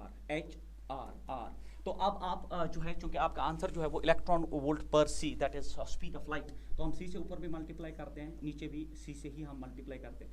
But आपको पता होना चाहिए HRC का वैल्यू जो होता है, HRC ये आपने मॉडर्न फिजिक्स में पढ़ा होना चाहिए, इट इज 13.6 इलेक्ट्रॉन वोल्ट। तो मोमेंटम जो रिक्वायर्ड वाला होगा that is 15 by 16 multiplied by it is 13.6 divided by c. अगर आप ये मल्टीप्लाई करोगे that is 15 by 16 multiplied by 13.6, so it will reduce to 12.75, it will reduce to 12.75 and it will be in terms of electron volt per c is the right answer। तो ये question बहुत important है in the sense कि ये c जो है बच्चों को फंसा देता है, where c here is nothing but it is speed of light, जो ऊपर भी मल्टीप्लाई किया नीचे भी मल्टीप्लाई किया, और इससे पता ये चला कि HCR का वैल्यू जो है HCR या RCH आप जो भी है मॉडर्न फिजिक्स में ये प्रोडक्ट जो है 13.6 के बराबर होता है, और आपको एंट्रेंस के लिए याद होना चाहिए। सो क्वेश्चन तो आसान है, it is totally based on law of conservation of momentum. Initially momentum zero, finally momentum zero होना चाहिए। अगर फोटॉन आगे निकलेगा तो डाटा न्यूक्लियस जो है वो रिकॉइल करेगा, बट इसका मोमेंटम जो फोटॉन के मोमेंटम के बराबर होना चाहिए, तभी जाके तो ऐसा होता है। बट आप जानते हो 1 बाई लैम्डा होता है r z square into 1 by n1 square minus 1 by n2 square, जो आपने पढ़ा होना चाहिए। क्वेश्चन नंबर नेक्स्ट जो है, the logic circuit shown below has the input wave forms a and b as shown, pick out the correct output wave form. तो एक input जो है और बी इनपुट है, उनके वेव फॉर्म्स आपको प्रोवाइडेड है, और इन वेव फॉर्म्स की जो नॉलेज है दैट इज ये हो गया higher and it is cycle is present and this is also 1। तो ये हो गया आपका 0, ये भी हो गया 0, ये हो गया 0 बट दिस इज 1, ठीक है। ये हो गया आपका 1, ये हो गया आपका 0, ये हो गया आपका 1, ये हो गया आपका 1, दिस इज 0, दिस इज 0, और फिर ये 0 है और ये 1 है, ये आपको पता होना चाहिए। अब देख लीजिए आपका इनपुट 1 एंड 1 है, आपका इनपुट 1 एंड 1 है, और फिर आपका आउटपुट कैसा होगा। उसके बाद आपका इनपुट 0 एंड 0 है, फिर आपका आउटपुट कैसा होना चाहिए, ये आपके आउटपुट के वेव फॉर्म्स उस पर बनेंगे। तो पहले आप सिग्नल को आगे लीजिए, ये ए आ गया, ये ए आ गया, ये नॉट गेट है, तो ये हो जाएगा ए बार, ये हो जाएगा बी बार। नॉट गेट जो है इसका इन्वर्स कर देगा। जब ए बार बी बार यहाँ आया तो ये नॉर गेट हो जाएगा, तो ये ए बार प्लस बी बार का होल बार, क्योंकि नॉर गेट का आउटपुट ऐसा होता है। तो y हो गया बराबर ए बार प्लस बी बार का होल बार। अगर आप इसको डिमॉर्गन से सॉल्व करोगे बार इस पे भी आएगा, तो ये बनेगा A double bar dot negative, ये जो आपका प्लस है वो डॉट में कन्वर्ट होता है, ये बनेगा बी डबल बार। तो बार बार कैंसिल आउट होकर y जो है वो ए डॉट बी बनेगा। तो ये डायरेक्टली आउटपुट जो है आपका एंड गेट होना चाहिए। तो एंड गेट का आउटपुट जो है आपका ट्रुथ टेबल, एंड गेट में आउटपुट कैसा होता है, 0 0 पे 0, 0 1 पे भी 0, 1 0 पे भी 0, 1 1 पे 1 होता है। तो 0 0 पे जो है आपका आउटपुट जो है वो 0 होता है, फिर 0 1 पे आपका 0 होता है, 1 0 पे आपका 0 होता है, 1 1 पे एंड गेट में आउटपुट प्रेजेंट होता है। तो अब आप देखिए पहले 0 0 पे, पहले 1 1 पे, तो 1 1 पे आपका आउटपुट 1 होना चाहिए, 1 1 पे 1 होना चाहिए। तो पहले ऑप्शन में 1 1 पे 1 है, दूसरे ऑप्शन में 1 1 पे 1 है बिल्कुल, तीसरे ऑप्शन में 1 1 पे 0 है, और चौथे ऑप्शन 1 1 पे 1 है। तो सेकंड ऑप्शन पहले ही कैंसिल आउट हुआ। उसके बाद आपका 0 0 पे 0 आना चाहिए, तो 0 0 पे 0 आना चाहिए। अगर आप देखोगे यहाँ पे 0 है, यहाँ पे भी 0 है, बिल्कुल बने रहे, और ये भी 0 है। उसके बाद अगर आप 0 1 पे देखोगे, 0 1 पे आपका 0 आना चाहिए, 0 1 पे आपका जो है 0 आना चाहिए। तो यहाँ पे 0 है बट यहाँ 1 है, तो ये ऑप्शन जो है वो कैंसिल आउट हुआ। सेकंड ऑप्शन जो है वो कैंसिल आउट हुआ, क्योंकि 0 1 पे आपका आउटपुट 0 होना चाहिए, यहाँ 1 है, और यहाँ नहीं है। सो option number first is the right answer. कैसे आपने डिसाइड किया? 1 1 पे 1 बिल्कुल, 0 0 पे आपका 0 है और 0 1 पे भी 0 है, उसके बाद 1 0 पे फिर से 0 है, तो ये आपके एंड गेट जैसा आउटपुट वेव फॉर्म है। So first is the right answer. Question number next आपका जो है, after absorbing a slow moving neutron of mass mn, momentum 0 and nucleus of mass m breaks into two nuclear of masses m1 and 5m1। तो आपके पास एक nucleus है जिसका मास m है और इसने एक प्लस कर दिया, हमने इसमें एक छोटा सा आपने एक न्यूट्रॉन एब्जॉर्बिंग पार्टिकल इसमें भेज दिया जिसका मास mn है। तो जैसे इसने एब्जॉर्ब किया, चूंकि इनिशियली रेस्ट पे था तो इनिशियली मोमेंटम सिस्टम का जो है दैट इज 0 था, और फिर after absorbing a slow moving neutron of mass mn, momentum 0 and nucleus of mass m breaks into, तो ये ब्रेक हुआ दो न्यूक्लियर में, तो एक का मास जो है दैट इज m1, तो एक का मास m1 है और दूसरे का मास 5m1 है, मतलब ये m2 है। तो एक का मास m1 है और दूसरे का 5m1 है, तो ये सीधी सी बात है, ये हो गया m1, ये हो गया m2, बट हम m2 जानते हैं दैट्स 5m1। तो respectively if the D Broglie wavelength of the nucleus with mass m1, तो अगर इसका डी ब्रॉगली वेवलेंथ जो है वो लैम्बडा है, तो हमें बोलना है the D Broglie wavelength of this nucleus, हमें इसका D Broglie wavelength lambda dash बोलना है। तो अब फिर से देखिए, सिस्टम इनिशियली रेस्ट पे था, इनिशियल मोमेंटम 0, फिर जब ये न्यूक्लियस ब्रेक हुआ, एक न्यूक्लियस इधर भागा, एक इधर भागा, इसका वेवलेंथ लैम्बडा है, तो लैम्बडा डैश निकालना है, तो फाइनल मोमेंटम फिर से 0 होना चाहिए। तो मतलब जितना मोमेंटम इस न्यूक्लियस का यहाँ की तरफ होगा, उतना मोमेंटम इस न्यूक्लियस का यहाँ की तरफ होना चाहिए। अगर मोमेंटम को आप देखोगे, मोमेंटम होता है बराबर h बाई लैम्बडा, मोमेंटम होता है h बाई लैम्बडा, क्योंकि आप जानते हो लैम्बडा होता है h बाई पी, क्योंकि आप इन दोनों के मोमेंटम, जो इसका मोमेंटम होगा वो इसका भी मोमेंटम होना चाहिए, तभी जाके तो फाइनल मोमेंटम 0 होगा। तो अगर मोमेंटम बराबर है और h भी बराबर है, मोमेंटम बराबर है दोनों के, तो वेवलेंथ भी दोनों के बराबर होने चाहिए। तो इसका राइट आंसर जो है, very important question, it is again lambda. क्यों सर? बिकॉज फाइनल मोमेंटम 0 होने के लिए, फाइनल मोमेंटम 0 होने के लिए इनके दोनों मोमेंटम्स बराबर होने चाहिए, और मोमेंटम यहाँ पे प्योरली जो है आपका h बाई लैम्बडा होता है या लैम्बडा h बाई पी होता है। अब जब मोमेंटम बराबर है, h बराबर है, तो वेवलेंथ्स भी इनके बराबर होने चाहिए। उसके बाद question number next, the ratio of areas with the electron orbits for the first excited state to the ground state of for hydrogen atom is the ratio of areas, area होता है बराबर pi r square, क्योंकि हमें जो है हमें निकालना है the ratio of areas with the electron orbits for the first excited state to the ground state, first excited state to the ground state। आप जानते हो आपका जो सर्कुलर ऑर्बिट का रेडियस होता है वो pi r square होता है, तो दिस इज द रेडियस, और रेडियस की प्रोपोर्शनलिटी होती है बराबर m स्क्वायर बाई z। अब अगर ये आपका हाइड्रोजन एटम है Z1 है, तो R is directly proportional to n square. तो यहाँ पे अगर आप देखोगे तो एरिया की प्रोपोर्शनलिटी जो है it is n raised power 4, ठीक है, क्योंकि R n स्क्वायर है और R स्क्वायर पे प्रोपोर्शनलिटी है, तो स्क्वायर से 4 हो जाएगा। अब A1 बाई A2 जो रेशो आपको निकालना है, तो we have to calculate the ratio of areas with electron orbits from the first excited state to the ground state। first excited state होता है n is equal to 2 and ground state होता है n is equal to 1 ऊपर power 4। तो ये हो गया 16:1 should be the right answer of this question। बिल्कुल अच्छा क्वेश्चन है, कंसेप्चुअल क्वेश्चन है। Area is proportional to pi r square, but r खुद proportional to principal quantum number that's n square. Area is proportional to n raise power 4। First excited state हो गया आपका n is equal to और ground state हो गया n is equal to 1। Question number next आपका जो है that is this one. ये एक बहुत अच्छा क्वेश्चन है, आईआईटी में भी पूछा गया। That is the anode voltage of a photocell is kept fixed. आपने जो हर्ट्ज एक्सपेरिमेंट है उसमें आपने एनोड पोटेंशियल फिक्स कर दिया, और आपसे पूछा गया था wavelength lambda of the light falling on the cathode is gradually changed, और आपने फिर वेवलेंथ को ग्रेजुअली चेंज किया। The plate current I of the photocell varies as, तो हमें फोटो करंट जो है आपके जिसको आप प्लेट करंट या फोटो करंट कहते हो उसका ग्राफ बोलना है विद रिस्पेक्ट टू वेवलेंथ। तो इसका जो स्टैंडर्ड ग्राफ है, इसका option number 3 is the right answer. अब आप बोलोगे सर कैसे? देख लो, जब लैम्बडा वेवलेंथ के बराबर आपका थ्रेशोल्ड के बराबर है, जब वेवलेंथ आपका थ्रेशोल्ड वेवलेंथ के बराबर है, तो when lambda is equal to lambda naught, तो उस वक्त काइनेटिक एनर्जी मैक्सिमम जो है वो 0 होगी, क्योंकि थ्रेशोल्ड वेवलेंथ पे सिर्फ इलेक्ट्रॉन बाहर आ जाएगा। वेवलेंथ काइनेटिक एनर्जी 0 होगी, तो इस वक्त जो करंट है वो बिल्कुल 0 होगी। तो आपका when lambda is equal to lambda naught, आपका जो प्लेट करंट है या जो आपका फोटो इलेक्ट्रिक करंट है वो 0 होगा। सर रीजन क्या है? क्योंकि लैम्बडा जब लैम्बडा नॉट के बराबर है, सिर्फ इलेक्ट्रॉन बाहर आएगा, उसमें काइनेटिक एनर्जी 0 होगी, तो प्लेट करंट जो है वो बिल्कुल 0 होगी। उसके बाद जब आप वेवलेंथ डिक्रीज करना स्टार्ट करोगे, तो वेवलेंथ जब आप डिक्रीज करना स्टार्ट करोगे, इसका ये मतलब है एनर्जी बढ़ना स्टार्ट हो जाएगा। वेवलेंथ डिक्रीज होने से एनर्जी बढ़ेगा। सर क्यों? क्योंकि आप जानते हो E is equal to h by lambda. जब वेवलेंथ डिक्रीज होगा तो एनर्जी बढ़ेगा, और जब इंस्टेंट एनर्जी बढ़ेगा तो मतलब kinetic energy of removed electron बढ़ेगा, क्योंकि जब इंस्टेंट एनर्जी बढ़ेगा तो kinetic energy of removed electron बढ़ेगा, उसका शेयर बढ़ेगा। जब काइनेटिक एनर्जी बढ़ेगी तो it will take less time, it will will take less time, तो लेस टाइम लेगा क्योंकि काइनेटिक एनर्जी ज़्यादा है between cathode and anode, it will take less time and therefore current जो है वो इंक्रीज होना स्टार्ट हो जाएगा। This is the logic.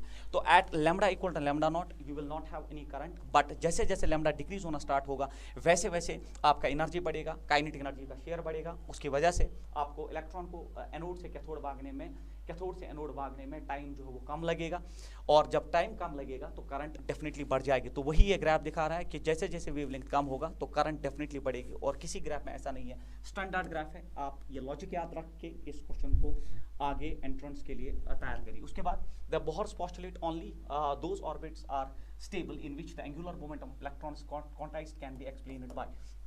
जैसे क्वेश्चन सामने आता है तो बच्चा जो है बिल्कुल इसमें उसकी सोच जो है वो रुक जाती है। बट अगर आप एंगुलर मोमेंटम देखते हो, एंगुलर मोमेंटम होता है integral multiply of h by 2 पाई। अब एंगुलर मोमेंटम खुद होता है बराबर mvr is equal nh divided by 2 पाई, और अब मैं यहाँ से mv जो है ये मैं नीचे लूंगा और 2 पाई मल्टीप्लाई करूंगा, तो ये 2 पाई r that is circumference is equal nh divided by nh divided by mv।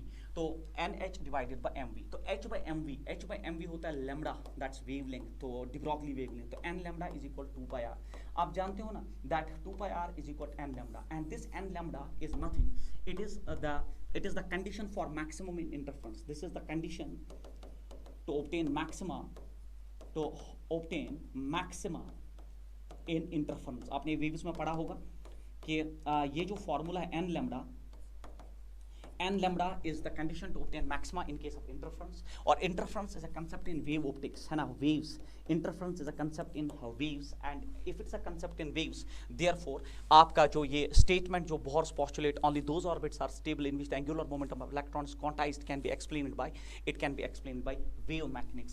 इसमें बच्चे जो है फंस जाते हैं और पता नहीं, बट आप देख लीजिए n lambda is the condition to obtain maximum in case of interference। Interference is a topic in waves, and wave जो है wave mechanics explains the postulate that only those orbits are existing in which the angular momentum is integral multiply of h by 2 pi। So option number 3 is the right answer। Question number next आपका जो है, if scattering particles are 56 for 90 degree angle, then this will be at 60 degree। तो ये आपका जो है आपका modern physics में या एटम्स एंड न्यूक्लियर में आपने जो है आपने जो रदरफोर्ड्स मॉडल ऑफ एटम पढ़ा होगा, तो उसमें एक पॉइंट वो पढ़ा था, that's number of particles scattering per unit time.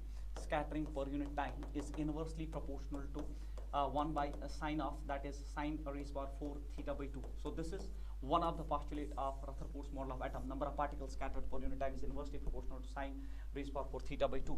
तो इनिशियली आपके 56 पार्टिकल्स है 90 डिग्री एंगल पे, तो अगर मैं number of particles per unit time आपके 56 है और ये 90 डिग्री एंगल पे है, तो 90 डिग्री का मतलब आधा होता है 45, तो ये बनेगा साइन रेज्ड पावर 4 और यहाँ पे 45 डिग्री एंगल आएगा, इनवर्स प्रोपोर्शनल। अब आपको नंबर ऑफ पार्टिकल्स निकालने हैं जब एंगल है 60 डिग्री, तो 60 डिग्री एंगल यहाँ आएगा तो थीटा बाई 2 होता है 30 डिग्री, तो साइन रेज पावर 4 यहाँ पे 30 डिग्री। होप आपको समझ आया होगा, इनवर्स प्रोपोर्शनलिटी मैंने डेवलप की। और फिर साइन 30 होता है 1/2 का हो गया 4 डिवाइड बाई साइन 45 होता है 1/√2 और रेज्ड पावर 4। अगर आप देखो ये हो गया 1/2 इंटू 1/2, थोड़ा मैथमेटिक्स मैं यहाँ लंबा कर रहा हूँ बट इससे आपको हेल्प होगी, और ये हो गया 1/√2 इंटू 1/√2 इंटू 1/√2 इंटू 1/√2। कुछ बच्चों का मैथमेटिक्स थोड़ा वीक होता है, 1/√2 1/√2 1/2 होता है, तो ये एक 1/2 के साथ निकल जाएगा, 1/√2 1/√2 1/2 होता और एक 1/2 के साथ खत्म होके बनेगा 1/4। अब आप देखो it is 56 into 4 is equal n जो हमें निकालना है। सो इट इज 6 4 are 24, 24 दो कैरी हुए and it's 224 is equal n। सो नया नंबर ऑफ पार्टिकल्स जो है वो 224, ऑप्शन नंबर फर्स्ट जो है इसका राइट आंसर है। क्वेश्चन नंबर नेक्स्ट आपका जो है, that is in an atom the two electrons move around the nucleus in circular orbits of r and r। तो आपके हाइड्रोजन एटम में in an atom नहीं in an atom the two electrons move around the nucleus in circular orbits।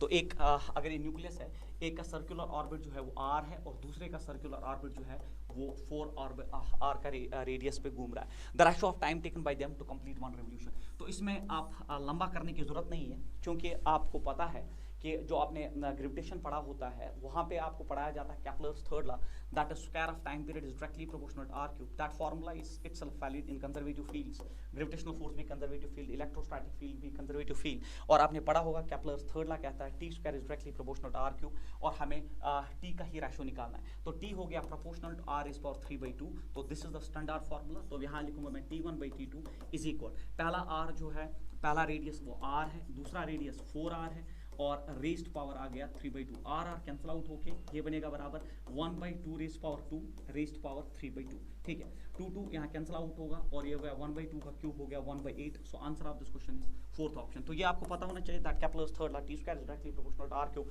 is equally valid when electrons revolve around the nucleus in circular orbits। तो आप use कर सकते हो, इसको prove भी किया जा सकता है, बट आप याद रखिए। उसके बाद question number next, if the variation of binding energy per nucleus and it is a binding energy per nucleon. तो binding energy per nucleon standard graph है विद मास नंबर ए। तो बिल्कुल binding energy per nucleon with mass number है, आपको दिया गया, is shown by the following curve. And if the two lighter nuclear are fuse together then E by A, that is binding energy per nucleon shell। तो आपको पता होना चाहिए that fission and fusion is totally explained by binding energy करो। अगर दो nuclear यहाँ एक दूसरे के साथ फ्यूज हो जाते हैं और बड़े न्यूक्लियस में कन्वर्ट होते हैं, उसका रीज़न यही है कि दो छोटे न्यूक्लियर मिल के जो है ना वो इस रीजन में आना चाहते हैं, क्योंकि उनका बाइंडिंग एनर्जी पर न्यूक्लियन बढ़ जाता है, और जब बाइंडिंग एनर्जी पर न्यूक्लियन बढ़ जाता है तो एनर्जी भी रिलीज होती है। इसी तरह आपको फिशन भी पता होना चाहिए। एक बड़ा न्यूक्लियस इसलिए फिशन करता है क्योंकि वो दो छोटे न्यूक्लियर बना के इस रीजन में आना चाहता है, क्योंकि इस रीजन में बाइंडिंग एनर्जी पर न्यूक्लियन ज़्यादा है, स्टेबिलिटी ज़्यादा है और एनर्जी रिलीज भी ज़्यादा है। तो ये हो गया आपका फिशन। ये फिशन भी एक्सप्लेन होता है इसी ग्राफ में, और ये आपका हो गया फ्यूजन। तो fusion and fission are explain purely by binding energy करो। तो चाहे बड़ा न्यूक्लियस टूट के यहाँ आना चाहता है क्योंकि उसका बाइंडिंग एनर्जी पर न्यूक्लियन बढ़ जाता है, चाहे छोटे न्यूक्लियर मर्ज होकर यहाँ आना चाहते हैं क्योंकि उनका बाइंडिंग एनर्जी पर न्यूक्लियन बढ़ता है। तो यहाँ आने का मतलब होता है बाइंडिंग एनर्जी पर न्यूक्लियन बढ़ना और एनर्जी का रिलीज होना। तो ऑप्शन होना चाहिए इंक्रीज एंड एनर्जी रिलीज। बिल्कुल, बाइंडिंग एनर्जी पर न्यूक्लियन बढ़ता है और फिर एनर्जी रिलीज होती है, वेरी इंपॉर्टेंट। उसके बाद क्वेश्चन नंबर नेक्स्ट आपका, ये बड़ा इंपॉर्टेंट क्वेश्चन है, एम्स में एक बार पूछा गया था, और क्वेश्चन कहता है hydrogen atom is in excited state of principal quantum number n। तो आपका एक हाइड्रोजन एटम है जो एक्साइटेड स्टेट में है, जिसका प्रिंसिपल क्वांटम नंबर जो है n, मतलब उस स्टेट में है। तो ये फर्स्ट स्टेट हो गया ग्राउंड स्टेट, और आपका hydrogen atom excited state n में है। It emits a photon of wavelength lambda. तो इसने एक वेवलेंथ का फोटॉन इमिट किया जिसका वेवलेंथ लैम्डा है। The value of n is, तो आपको पता होना चाहिए फोटॉन का वेवलेंथ है, और फोटॉन का वेवलेंथ जो है, फोटॉन का वेवलेंथ 1/λ हम डायरेक्टली लिख सकते हैं, it is r(z)² into 1/n1² minus 1/n2²। Sir कैसे लिखा? क्योंकि फोटॉन का वेवलेंथ जो यहाँ से इमिट हुआ वो एक्चुअली हुआ ट्रांजिशन ऑफ इलेक्ट्रॉन, जब वो n से फर्स्ट शेल में आया। जब इलेक्ट्रॉन गिरा तभी तो यहाँ से फोटॉन आया, और उस फोटॉन का वेवलेंथ हम जानते हैं। जब इलेक्ट्रॉन हाइड्रोजन एटम, या जो आपने पढ़ा होगा that is Bohr's model for hydrogen atom या हाइड्रोजन लाइक एटम्स, जब इलेक्ट्रॉन ऊपर से नीचे गिरता तो एनर्जी रिलीज होती है in terms of photon, and photon का वेवलेंथ इस फॉर्मूला से लिखा जाता है। अब आपका जो है principal quantum number n and hydrogen atom है, तो Z1 हो गया, तो ये हो गया 1/λ इज इक्वल टू r। उसके बाद 1/n1²। फर्स्ट शेल में इलेक्ट्रॉन गिरा तो ये 1/1 हो गया माइनस 1/nth शेल से ही गिरा, तो ये हो गया 1/λ इज इक्वल, अब ये मैथमेटिक्स है, और ये हो गया बराबर n² minus 1 divided bye n²। हमें यहाँ पे निकालना क्या है, तो मैं लिखूंगा 1/λ इज इक्वल r। तो यहाँ पे हम देखिए n², इसको भी डिवाइड, तो ये हो गया 1 माइनस 1/n²। तो जब हम ऐसा लिख सकते हैं तो फिर यहाँ पे r जो है इसको मल्टीप्लाई होगा, तो मैं इसको इधर ही रखूं, तो मैं लिखूं 1 minus 1/n² is equal to 1/λr। तो n हमें निकालना है, तो मैं लिखूं फिलहाल के लिए it is 1/n² is equal to 1/λr minus 1। Cross multiply 1/n² is equal, it is λr minus 1, it is 1 minus λr। 1 minus λr भी लिख सकते हैं, तो इसमें क्या प्रॉब्लम है? आप देखिए, आप ये लिख सकते हो आप, या थोड़ा फिर से मैं एक बार देखता हूँ मैंने क्या किया। तो यहाँ पे 1/λr बिल्कुल ये सही है, 1/λ इज इक्वल r। ये हो गया 1 माइनस 1/n², इसको इधर रखिए, और मैं लिख सकता हूँ it is 1 minus 1/n² is equal r। मैंने नीचे लिया तो ये बना 1/λr। अब हमें चाहिए ये मैं इधर लूँगा, तो इट्स 1 माइनस 1/λr। मैंने थोड़ी गलती कर दी थी, इट इज़ 1/n²। तो ये हुआ λr minus 1, it is λr minus 1 divided by λr is equal 1/n²। Taking reciprocal, ये हो गया n² is equal to λr divided by λr minus 1. Taking root n is equal, that's what we have to calculate. It is λr divided by λr minus 1 is the right answer. Option number 3 जो है इसका right answer है। Hope आपको समझ आएगा, बहुत ही अच्छा question है, ये एम्स में बहुत पहले पूछा गया। उसके बाद क्वेश्चन नंबर नेक्स्ट आपका जो है दैट इज दिस वन, रे ऑफ लाइट। तो ऑप्टिक्स वाला पार्ट आ गया आपका। A ray of light in air is incident on a glass plate at polarizing angle of incidence. तो ये आप glass plate मानिए, और this is the normal here। अगर ये नॉर्मल है, और अब हम इसमें डायग्राम्स बनानी बहुत ज़रूरी होती है, तब जाके क्वेश्चन समझ आता है। Ray of light is incident in air is incident on a glass plate at polarising angle of incidence. तो ये जो पोलराइजिंग एंगल ऑफ इंसिडेंस है वो ये हो गया, तो इसको हम आईपी से डिनोट करते हैं। तो एंगल ऑफ इंसिडेंस जो है एंगल ऑफ रिफ्लेक्शन के बराबर होता है, तो ये भी डेफिनेटली आईपी के बराबर होना चाहिए। It suffers a deviation. तो अब ईयर से ये डेंसर में आया तो पाथ ये होना चाहिए। अब ईयर से डेंसर में आया तो डिविएशन टुवर्ड्स द नॉर्मल होगा, तो this will be the deviated रे। तो it suffers a deviation of 22 degree. तो इसका जो डिविएशन है वो ये है, 22 डिग्री का डिविएशन आ गया है हमसे on entering the glass. The angle of polarisation is, तो हमें आईपी निकालना है। अगर हमें आईपी निकालना है तो नॉलेज बहुत इंपॉर्टेंट है। आपको पता होना चाहिए जब ऐसा होता है पोलराइजेशन में, तो आपको पता होना चाहिए दैट रिफ्लेक्टेड एंड रिफ्रैक्टेड रे में जो एंगल होता है वो 90 डिग्री होता है। सो दिस एंगल टोटल जो है ये 90 के बराबर है। अगर ये एंगल 90 के बराबर है तो ये एंगल कितना है सर, ये एंगल कितना है? अगर ये 90 है, ये आईपी है, क्योंकि अगर ये 90 है तो टोटल एंगल इस रेड लाइन पे 180 होना चाहिए। उसमें ये अगर 90 ये आईपी है तो ये डेफिनेटली एंगल जो है ये 90 माइनस आईपी के बराबर होना चाहिए। अब अगर आप देखोगे 90 माइनस आईपी ये एंगल है और हमें आईपी निकालना है, तो 90 minus IP plus 22 degree, 90 minus IP plus 22 degree that is deviation जो है वो आईपी के बराबर होना चाहिए, क्योंकि इस लाइन में और इस लाइन में जो एंगल है वो बराबर होने चाहिए। तो मैं यहाँ लिख सकता हूँ 90 माइनस आईपी और प्लस ये हो गया आपका इज इक्वल डिविएशन, ये तो डिविएशन है, प्लस डिविएशन का एंगल। तो फिर से देख लीजिए आप 90 माइनस आईपी प्लस डिविएशन, तो हम जानते हैं वो 22 है, इज इक्वल वो आईपी के बराबर होना चाहिए। तो आईपी उधर जाएगा तो 2 टाइम्स आईपी, तो it's 90 minus deviation that is 22 is equal twice of IP. तो 90 माइनस आईपी, तो आपके 10 में से 2 हो गए 8, 8 में से 2 हो गए 6 इज इक्वल 2 टाइम्स आईपी। अगर मैंने ठीक किया तो 10 में से 2 हो गए 8, यहाँ बचे 8, 8 में से 2 हो गए 6, तो ये हुआ 2 3 ज़ा 6, 2 2 ज़ा 2 4 ज़ा 8, 34। कुछ तो गलती हो रही है, एक बार आराम से देखिए आप कहाँ गलती हो रही है। फिलहाल आपका जो आईपी है यहाँ पे angle IP that is 90 minus IP plus 22, 90 minus IP plus 22।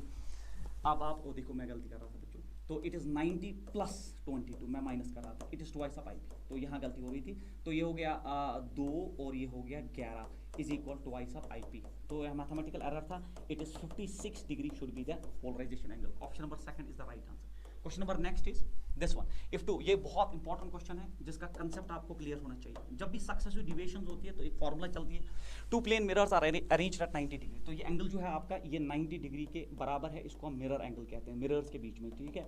ये मिरर्स के बीच वाला एंगल है जो 90 डिग्री दिया गया है as in the figure. A ray of light is incident on the horizontal mirror at angle theta. तो यहाँ थीटा एंगल पे आपने एक हॉरिजॉन्टल मिरर पे इंस्टेंट रे जो है आपने इंस्टेंट करवाई। आपसे क्या पूछा जा रहा है, is instant at this angle for what value of theta, इसके किस वैल्यू पे the ray emerges parallel to the incoming ray after reflection from the vertical mirror। तो सीधी बात है, जब लाइट यहाँ आएगी फिर यहाँ आएगी और फिर रिफ्लेक्ट होगी, और आपको बोलना है कि ये थीटा कितना होना चाहिए सो दैट ये और ये जो है एक दूसरे के पैरेलल होते हैं।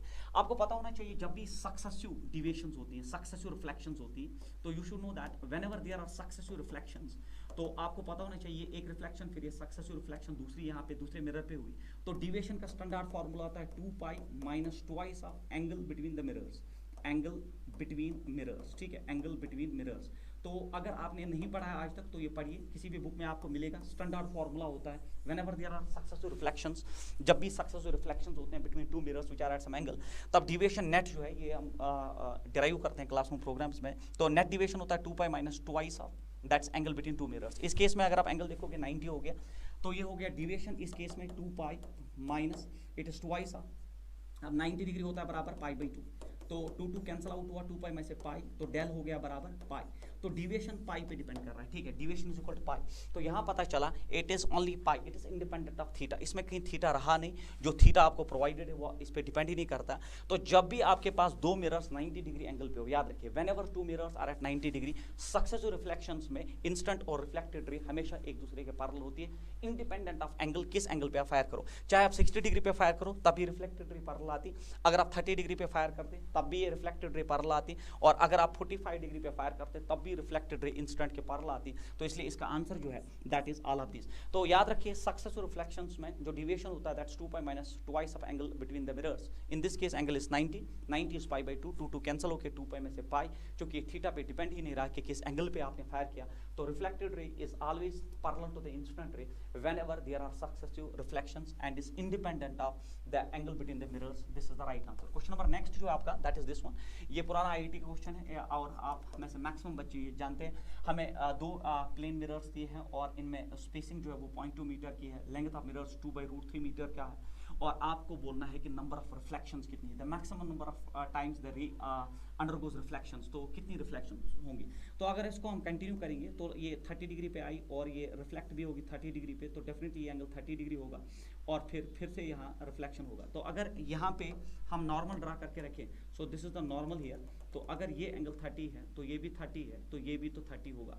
तो अगर ये 30 है और ये डिस्टेंस मैं मानता हूँ कुछ x, ये डिस्टेंस कुछ x और ये d जो है स्पेसिंग दैट इज 0.2, तो इस ट्राइंगल में जो tan ऑफ 30 है, tan ऑफ 30 जो है tan of 30 degree is equal, it is perpendicular by base, perpendicular is x and base जो है आपका दैट इज 0.2, tan ऑफ 30 होता है 1/√3 और ये हो गया बराबर x डिवाइडेड बाय 0.2, तो x हो गया बराबर 0.2 डिवाइडेड बाय √3, x हो गया 0.3 डिवाइडेड बाय √2। तो यह आपने निकाला कि अगर आपके पास दो सक्सेसिव रिफ्लेक्शंस है, एक रिफ्लेक्शन यहाँ हुई, दूसरी यहाँ रिफ्लेक्शन हुई, इनके बीच में जो स्पेसिंग इन्वॉल्व हुई x वो इसके बराबर है, और अब टोटल लेंथ मिरर्स की जो है वो 2√3 है, टोटल नंबर ऑफ रिफ्लेक्शंस आप कितने होंगे, therefore number of reflections possible जो है, number of reflections possible, number of reflections possible हो गया जो टोटल स्पेसिंग है, टोटल स्पेसिंग अगर आप देखोगे, टोटल स्पेसिंग आपका जो है that is total spacing here is 2√3 divided by आपका 0.2 डिवाइडेड बाय √3 होता है 3 3 2 होता है 6 डिवाइडेड बाय 0.2, ये हो गया 60 divide by 2, so 30 reflections is the answer for this question. तो ये हो गया दो रिफ्लेक्शंस, कंसेक्टिव रिफ्लेक्शंस, यहाँ पे इनमें स्पेसिंग इन्वॉल्व थी x, मैंने x निकाला। अब टोटल स्पेसिंग, टोटल जो लेंथ है मिरर की, जब आप टोटल लेंथ को दो कंसेक्टिव रिफ्लेक्शंस के बीच वाले डिस्टेंस से डिवाइड करोगे तो आपको पता चलेगा कि इन दो मिरर्स में कितनी पॉसिबल रिफ्लेक्शंस है, और आंसर जो है इसका 30 है। क्वेश्चन नंबर नेक्स्ट जो आपका that is the path difference between two interfering waves at a point on the screen is λ/2। तो path difference, तो del x, path difference आपको दिया गया है, दो इंटरफेरिंग वेव्स का पाथ डिफरेंस आपको दिया गया डेल एक्स, आपको पता होना चाहिए वेव ऑप्टिक्स का क्वेश्चन है, तो पाथ डिफरेंस आपको प्रोवाइडेड है λ/6 for central maxima. Central maxima के लिए जो पाथ डिफरेंस दो इंटरफेरिंग वेव्स के लिए है वो है λ/6। The ratio of intensity at this point and that at the central fringe will be, तो हमें रेशियो ऑफ इंटेंसिटी निकालना है at this point and that at the central fringe पे हमें निकालना है path that ratio of intensity. तो जब आपको पाथ डिफरेंस डेल एक्स मैंने लिखा, डेल एक्स है बच्चों, sorry it is del x path difference, it is del x is equal λ/6। तो जैसे आपको पाथ डिफरेंस दिया जाए तो आपको डेफिनेटली पता होना चाहिए कि दूसरे स्टेप में हम फेज डिफरेंस निकालते हैं और वो होता है 2π/λ into path difference, and path difference is λ/6। λ cancel out होगा तो it is π/3 is the phase difference. जैसे हमारे पास फेज डिफरेंस आ गया तो आपको पता होना चाहिए कि रिजल्टिंग इंटेंसिटी होता है बराबर I0 which is 4 times I0 which is 4 times the intensity of each single slit, या मैं लिख सकता हूँ इसको 4 times I0 या 4 times I, and then it is cos square, it is del phi by 2, तो उसके बाद resulting intensity it is 4 times I is equal to cos square del phi by 2, आपका जो फेज डिफरेंस है वो π/3 है, π/3 और 2 हो गया π/6, तो ये हो गया आपका π/6 होता है 30 डिग्री, क्योंकि it is 180 divided by 6, it is 6 3 18, yes. तो resulting intensity divided by intensity at that point जिस पे आपको निकालना है is equal cos square of 30 degree, cos square 30 होता है √3/2 का आपका जो है वो स्क्वायर आ जाएगा, √3/2 का आपका स्क्वायर आ जाएगा, और ये हो जाएगा 3 डिवाइडेड बाई 4 जो है that is 0.75 is the right answer. तो ये आपका बहुत ही इंपॉर्टेंट क्वेश्चन माना जाएगा। हमें निकालना था ratio of intensity at this point that is resulting intensity versus eight the central fringe होता है intensity 4 times intensity of each slit, और अगर उनकी इंटेंसिटी बराबर है, या आप इसको I0 लिख सकते हैं, या तो आप जानते हो that it is 4 times intensity of each that slit, और ये रेशियो जो है that is resulting intensity at that point versus that intensity of the central maxima जो है इट इज cos स्क्वायर 30, और सॉल्व करके 3/4 आया दैट इज 0.75। तो पहले फेज डिफरेंस, पहले पार्ट डिफरेंस, फिर phase difference, and then this the standard equation when the intensity at both the slits is same is the formula. तो आप ये जानते हो, इसमें ड्रॉप करके आपका जो ये है आपका रेशियो जो है 0.75। उसके बाद क्वेश्चन नंबर नेक्स्ट है that is two plane mirrors are inclined at an angle theta, दिख रहा है as shown in the figure, if a ray parallel to OB, तो ये mirror OB है, ये ray parallel to OB strikes the mirror at P, point P पे, and finally emerges parallel to OA और finally emerges parallel to OA। तो कैसे emerge होगी, light पहले यहाँ आएगी रिफ्लेक्ट होके, will change the colour here so that आपको दिखे। तो आपका लाइट जो है यहाँ से यहाँ रिफ्लेक्ट होके आएगा और फिर जब यहाँ से यहाँ रिफ्लेक्ट होके आएगा तो पैरेलल टू OA जो है लाइट यहाँ से निकल गई, तो बिल्कुल इट्स पैरेलल टू OA। तो रे डायग्राम जो है फिर ये पैरेलल टू OB, पहले parallel to OB I strikes the mirror at point P and finally emerges parallel to OA। तो OA मिरर के पैरेलल निकली आफ्टर टू रिफ्लेक्शंस, दो रिफ्लेक्शन, तो एक यहाँ रिफ्लेक्शन हुई, दूसरी यहाँ रिफ्लेक्शन हुई। हमें निकालना है then theta, we have to calculate angle between the mirrors, very important. मैंने आपको बोला जो डिविएशन होता है, सक्सेसिव डिविएशंस का जो कंसेप्ट मैंने आपको अभी थोड़ी देर पहले पढ़ा है, दैट डिविएशन होता है बराबर 2 pi minus twice of angle between the mirrors and this time the angle is theta. But अगर आप ज्योमेट्री से यहाँ देखोगे, यहाँ डिविएशन कितना हुआ, देखिए इंस्टेंट रे ये थी और रिफ्लेक्टेड रे ये है, तो मतलब यहाँ से यहाँ तक जो है ये टोटल डिविएशन है। तो डायग्राम में क्लियर है कि ये सारा जो है यहाँ से यहाँ तक ये डिविएशन है। सर कैसे, देखो इंस्टेंट रे ये ब्लैक लाइन है, ठीक है, और रिफ्लेक्टेड रे ये है, तो पाथ जो है मुड़ गया यहाँ से यहाँ की तरफ, तो मैंने वही उठाया और ये बनाया डिविएशन। तो अगर आप देखोगे ये जो एंगल यहाँ पे है, ये जो एंगल है, ये जो एंगल यहाँ पे है, अगर आप ये देखोगे ये थीटा होना चाहिए, क्योंकि sir this is parallel to this is transversal, तो अगर ये थीटा है तो डेफिनेटली ये भी थीटा होना चाहिए। और अगर ये थीटा है तो ये स्ट्रेट लाइन पे जो एंगल रेस्ट एंगल जो है ये तो पाई है, तो ये तो पाई है क्योंकि 180 डिग्री, तो ये 180 degree plus theta is the deviation here. तो नेट डिविएशन जो है यहाँ से ज्योमेट्री से जो डिविएशन है that is pi plus theta के बराबर है। तो मैं लिखूँ pi plus theta is equal to 2 pi minus 2 theta. तो यहाँ पे हमें निकालना जो है दैट इज थीटा। तो थीटा कैसे निकाले, ये आ जाएगा इधर, ये बनेगा 3 थीटा इज इक्वल 2 पाई में से pi, it is pi theta is equal to pi by 3। Pi होता है 180 divide by 3, so 60 degree should be the right answer, option number second. तो सक्सेसिव डिविएशन जब भी हो तो this the standard formula 2 pi minus twice of angle between the mirrors. और geometry क्या आता है कि डिविएशन यहाँ ब्लैक लाइन से आपका जो पिंक लाइन चालू हो गया वहाँ तक, तो ये हो गया पाई प्लस थीटा, और यहाँ ड्रॉप करने पे पता चला the angle is 60 degree. Question number next आपका जो है ये आपके प्लेन मिरर्स का क्वेश्चन है, वेरी इंपॉर्टेंट है। Point source of light B, this a point source of light, so I will use a red colour here. A point source of light be placed at a distance L, तो आपने distance L पे इसको in front of है plane mirror of width D, तो इसकी width D है। Hangs vertically on a wall, a man walks in front of the mirror along a line, तो एक आदमी यहाँ से चलना स्टार्ट हो गया। A man walks in front of a mirror along a line parallel to the mirror at a distance of 2L, तो ये मिरर जो है ये मिरर से 2L डिस्टेंस पे इस लाइन पे आदमी चलना स्टार्ट हो गया। तो ये आपका आदमी है जो यहाँ से ऊपर चलना स्टार्ट हो गया। हमें बोलना the greatest distance over which he can see the image of the light source in the mirror, तो कहाँ तक वो देख सकता है इमेज इस मिरर में, कहाँ तक वो इस पॉइंट बी की इमेज देख सकता है। So it is purely a question based on FOV, that is field of view based question है। और आप कैसे इसको करोगे, तो तरीका ये है, सबसे पहली बात ये है एक्सट्रीम रेज में जो रिफ्लेक्शन है, तो ए रे ऑफ लाइट यहाँ आएगी, उसके बाद रिफ्लेक्ट होकर यहाँ जाएगी, तो ये हो गया एक्सट्रीम रे रिफ्लेक्टेड, और ये है एक्सट्रीम रे, ये इंस्टेंट आएगी और ये रिफ्लेक्टेड हो चली जाएगी। मतलब यहाँ से यहाँ तक अगर आदमी चला, यहाँ से यहाँ तक जो ये वाई डिस्टेंस है, तो यहाँ से यहाँ तक उसको पॉइंट बी की इमेज दिखेगी। तो सबसे पहली फुर्सत में आपको पता होना चाहिए प्लेन मिरर्स में जितनी दूरी पे ऑब्जेक्ट होता है और जिस शेप का होता है उतनी ही दूरी पे यहाँ पे इमेज बनेगी, और ये इसके एक्स्ट्रापोलेशन में जिसको आप वर्चुअल इमेज कहते हो, तो इमेज यहाँ पे बनी, तो उतनी ही दूरी पे इमेज बनी। तो अगर ये L है तो डेफिनेटली ये दूरी भी यहाँ से यहाँ तक L है। तो अगर ये L है, अब आप देखिए यहाँ दो ट्राइंगल्स बने, एक बड़ी ट्राइंगल ये वाली और दूसरी आपकी जो है ये छोटी ट्राइंगल, और ये दोनों कनग्रेंट ट्राइंगल्स है। और कनग्रेंट ट्राइंगल्स में कौन कौन सा, एक बड़ा triangle OIB this point, and उसके बाद आपका छोटा ट्राइंगल जो ये है, और ये दो ट्राइंगल्स कनग्रेंट है। तो इस बड़े ट्राइंगल का एक साइड का रेशो और एक छोटे ट्राइंगल का एक साइड का ratio and then is equal इस साइड इस ट्राइंगल का एक रेशो एक साइड का रेशो विद दिस जो है वो इक्वल होना चाहिए। That is all about that when triangles are congruent. तो बड़े ट्राइंगल का जो साइड है मैं लिखता हूँ y इज इक्वल, छोटे ट्राइंगल का जो साइड है वो d हो गया, y by d is equal. अब बड़े ट्राइंगल का ये यहाँ से यहाँ तक जो डिस्टेंस है I तक वो हो गया 2L plus L that is 3L, और छोटे ट्राइंगल का यहाँ से यहाँ तक जो साइड है दैट्स L चला जाएगा, y is equal 3D should be the right answer. तो y is equal 3 times the width of the mirror तक अगर आदमी चलेगा इस लाइन पे तो वो इस ऑब्जेक्ट की इमेज जो है कंटिन्यूसली देख सकता है। फिर से याद रखिए ये जो बड़ा ट्राइंगल बना, ये बड़े ट्राइंगल का और ये जो छोटा ट्राइंगल जो कनग्रेंट ट्राइंगल्स है इनके साइड्स का रेशो जो है बराबर होना चाहिए। तो y divided by d is equal यहाँ से यहाँ तक 3L और यहाँ से यहाँ तक L, रेशो निकाल के हमें पता चला y is equal 3D is the answer of this question. Question number next आपका विद अ कनकेव मिरर, तो ये आपका कनकेव मिरर है। तो it is polished like this.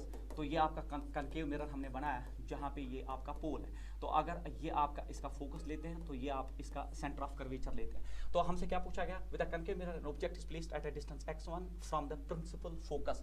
तो प्रिंसिपल फोकस से एट अ डिस्टेंस x1, तो प्रिंसिपल फोकस से एट अ डिस्टेंस x1 आपने ऑब्जेक्ट प्लेस किया, तो ये डिस्टेंस आपको x1 प्रोवाइडेड है। और फिर on the principal from the principal focus on the principal axis the image is formed at a distance x2 from the principal focus.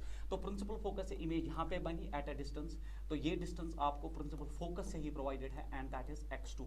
हमसे क्या पूछा गया है, the focal length of the mirror. तो ये बिल्कुल न्यूटन फॉर्मूला है, Newton यहाँ पे भी फिजिक्स में आ गया, न्यूटन हर जगह है। तो न्यूटन कहता है that in such cases when the distances are measured from the focus it is f square is equal x1 multiplied by x2। तो ये हो गया आपका object distance multiplied by image distance. तो ये बिल्कुल आपका न्यूटन फॉर्मूला बेस्ड क्वेश्चन है। आपको f चाहिए था तो f डायरेक्टली होना चाहिए रूट ऑफ x1 x2। तो ये इसका आंसर होना चाहिए। Option number 4 is root of x1 x2। जब भी आप प्रिंसिपल फोकस से डिस्टेंसेस लेते हैं तो f square is equal x1 x2 के लॉजिक से आप इसको सॉल्व कर सकते हैं। Question number next is in a single slit diffraction the width of the slit is this. तो width of the slit is provided, the width of the slit is 0.5 centimetre और 0.5 centimetre हो गया 1/2 into 10⁻⁻² metre. तो width of the slit दिया गया आपको। तो in a single slit diffraction the width of the slit is provided and that is provided equal 1/2 into 10⁻² metre. हमसे पूछा गया है in a single slit diffraction the width of the slit is this, focal length of the lens is 40 cm and wavelength of light is this, the distance of first arc fringe। अगर आप screen लोगे और ये focal length क्या दिया गया है sir, ये focal length of the lens क्या प्रोवाइडेड है, तो आपको पता होना चाहिए। इस केस में हम यहाँ पे एक कन्वेक्स लेंस यूज करते हैं और कन्वेक्स लेंस इसलिए क्योंकि वो यहाँ पे लाइट को फोकस कर पाए, तो उसका फोकल लेंथ आपको दिया गया 40 सेंटीमीटर। तो इनडायरेक्टली आपको स्लिट और स्क्रीन के बीच में डिस्टेंस प्रोवाइडेड है और वो दिया गया आपको 4 सेंटीमीटर, दैट इज 0.4 मीटर के बराबर। सो फोकल लेंथ देने का मतलब वो आप स्लिट और स्क्रीन के बीच में डिस्टेंस प्रोवाइड करता है, क्योंकि हम जब लेंस यूज करते हैं उसका फोकल लेंथ पे ही स्क्रीन को रखा जाता है। और wave length of the light जो है that is provided it is 4890 angstrom. हमें बोलना है the distance of the first dark fringe. तो आपको पता होना चाहिए सेंटर ऑफ दिस से, तो सेंटर पे तो हमेशा ब्राइट स्पॉट ही बनता है, ब्राइट स्पॉट ही बनता है। तो ये आपका जो है ये डिस्टेंस आपको निकालना है, you have to calculate the distance of the first dark fringe. तो ये जो है it is always equal to lambda D by d, it is always equal to lambda D by d के बराबर होता है। तो आपको पता होना चाहिए y जो है ये लैम्डा डी बाई डी के बराबर होता है। Lambda is the wave length and d is the distance between the slit and the screen, and जो स्मॉल d इसमें जो है दैट स्मॉल d जो है इसमें दैट स्मॉल d जो है दैट इज जो स्लिट का यहाँ पे आपका सेपरेशन है। अब आपको लैम्डा भी प्रोवाइडेड है, d भी प्रोवाइडेड है और स्मॉल d भी प्रोवाइडेड है। ये सारे वैल्यूज ड्रॉप करने पे, क्योंकि आपका देखिए lambda wave length is provided, small d and capital D सब कुछ प्रोवाइडेड है, आप इसमें इंजेक्ट करोगे तो ऑप्शन नंबर जो है second is the right answer of this question. उसके बाद आपका नेक्स्ट क्वेश्चन जो है गिलास slab of thickness 4 centimetre contains the same, ये इंपॉर्टेंट है। तो आपके पास एक गिलास स्लैब है, उसका थिकनेस 4 सेंटीमीटर है। तो गिलास स्लैब जो है आपका उसका थिकनेस, गिलास स्लैब का जो थिकनेस है वो 4 सेंटीमीटर का है, contains the same number of waves as 5 centimetre of water. तो आपके पास एक 5 सेंटीमीटर का वाटर कॉलम है, तो उसमें भी उतनी ही वेव्स है। 5 सेंटीमीटर का वाटर कॉलम जितना एक गिलास में है जो 4 सेंटीमीटर विड्थ का है, तो contains the same number of waves. If the refractive index of water is, तो इसका जो रिफ्रैक्टिव इंडेक्स है वो 4/3, हम ज़बानी जानते हैं, हमें रिफ्रैक्टिव इंडेक्स ऑफ द गिलास निकालना है। तो आपको पता होना चाहिए इस क्वेश्चन का जो सोल्यूशन है वो ये है कि एक चीज़ आप पढ़ते हो that's called as wave number. Wave number होता है इक्वल 1/λ, ये होता है number of waves in unit length, ठीक है। ये होता है number of waves, very important, in unit length, this is the concept. Unit length में नंबर ऑफ वेव्स जो है वो इतनी होती है। अब आपकी थिकनेस जो है वो मान लीजिए t है, therefore number of waves in thickness t, number of waves in thickness t, अगर आपका थिकनेस जो है आप t है तो उसमें जो नंबर ऑफ वेव्स है वो t/λ आ जाएगा। और फिर लैम्डा जो है वो हमेशा होता है बराबर lambda air divided by mu. अगर आप नहीं जानते हो तो याद करना स्टार्ट करिए। लैम्डा एयर जो होता है वो होता है बराबर लैम्डा जो होता है इन अ मीडियम जो वेव लेंथ होती है वो एयर का wave length divided by the refractive index, आपने पढ़ा होना चाहिए। अब आपका लाइट जो है मोनोक्रोमेटिक है, जितना आपने गिलास में लाइट वेवलेंथ यूज किया वो इसमें भी यूज किया, तो लैम्डा एयर और लैम्डा एयर दोनों में सेम है। तो इसका ये मतलब है इस न्यूमेरिकल के लिए म्यू इंटू टी जो है वो प्रोडक्ट जो है वो कांस्टेंट होना चाहिए। तो अब अगर मैं म्यू गिलास एंड थिकनेस ऑफ गिलास is equal mu of water and thickness of water column use कर सकता हूँ। हमें निकालना जो है वो म्यू ऑफ गिलास निकालना है, तो म्यू ऑफ गिलास उधर ही रखिए आप, म्यू ऑफ गिलास मल्टीप्लाइड बाई थिकनेस ऑफ गिलास आपको प्रोवाइडेड है वो 4 सेंटीमीटर का है is equal then mu of water आपको दिया गया है that is 4/3 multiplied by thickness of water जो है वो 5 है। 4 कैंसल आउट हो जाएगा, तो म्यू गिलास is 5/3 is the right answer of this question. तो 5/3 जो है बिल्कुल एक अच्छा क्वेश्चन है। Number of waves in unit length होता है 1/λ, थिकनेस टी में t/λ, और फिर मोनोक्रोमेटिक लाइट यूज करने की वजह से एयर जो लैम्डा इन सम मीडियम होता है वो lambda air divided by mu, mu ऊपर चला गया, और चूंकि lambda air is always constant and therefore this product is constant. ये एक अच्छा न्यूमेरिकल है, नया है, आप इसको तैयार करके जाइए। क्वेश्चन नंबर नेक्स्ट आपका जो है for a concave mirror if virtual image is formed. तो अगर आपके पास एक कनकेव मिरर है और कनकेव मिरर में आपको पता है हमेशा रियल इमेज बनती है एक्सेप्ट एक पोजीशन को छोड़ के, अगर ये पोल है और ये फोकस है और ये सेंटर ऑफ कर्वेचर है, तो आपसे पूछा जा रहा है for a concave mirror if the virtual image is formed the graph between m and u is of the form. तो पहले आपको पता होना चाहिए मैग्निफिकेशन का फॉर्मूला होता है u f divided by f minus u, ठीक है, f divided by f minus u का फॉर्मूला होता है। तो अगर वर्चुअल इमेज बन रहा है आपके कनकेव मिरर में तो ऑब्जेक्ट यहाँ पे प्लेस्ड होना चाहिए, तब जाके आपका इमेज जो है वो वर्चुअल बनता है, अगर ऑब्जेक्ट आप पोल और फोकस में प्लेस करते हो।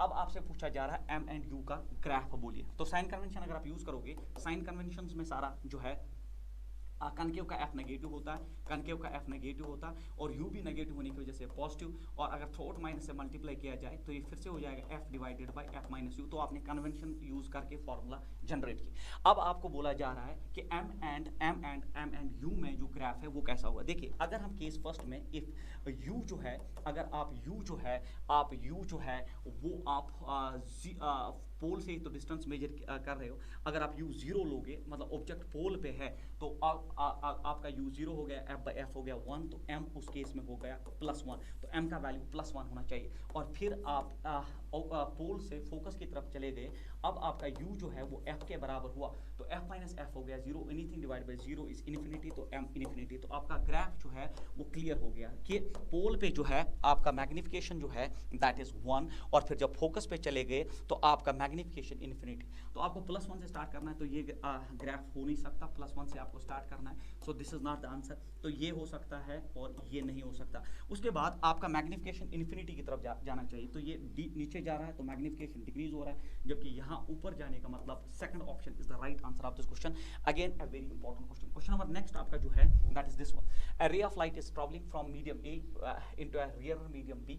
तो आपका एक मीडियम ए है और फिर ये मीडियम बी है और दिस इज द नॉर्मल। फिर आपका एक रे ऑफ लाइट जो है मीडियम ए से मीडियम बी में जा रहा है, और रियर देने का मतलब कि लाइट का पाथ ये होना चाहिए, अब वो अवे चला जाएगा क्योंकि रियर मीडियम में ऐसा होता है। The angle of incidence is 45 degree, this angle is provided equal 45 degree.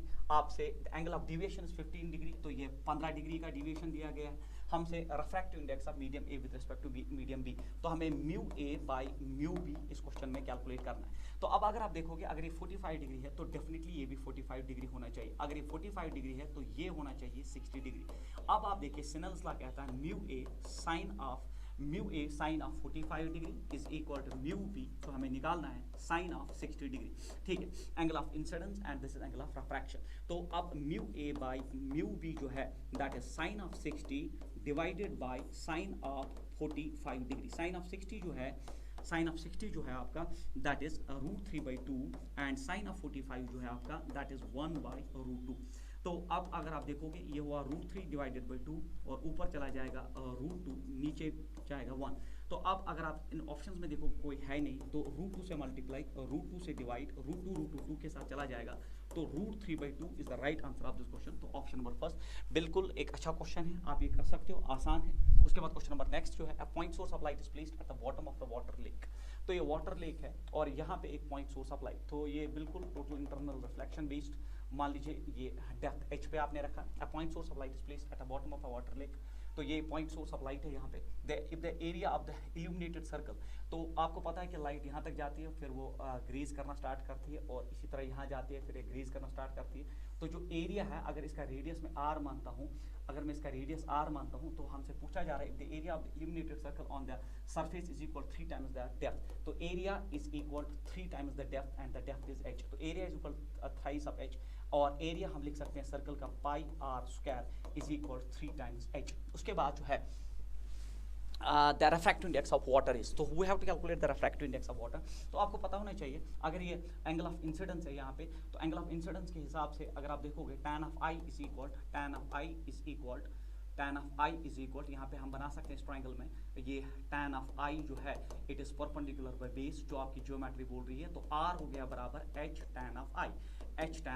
तो मैं लिखूं पाई, ये हुआ h square tan square I is equal 3 times h। तो उसके बाद जो है 3 times h, if the area of the illuminated circle on the surface is equal 3 times the square of depth, 3 times the square of depth, तो h square आपका cancel out होगा, तो ये हो गया पाई tan square I is equal 3, ठीक है, पाई tan square I is equal 3।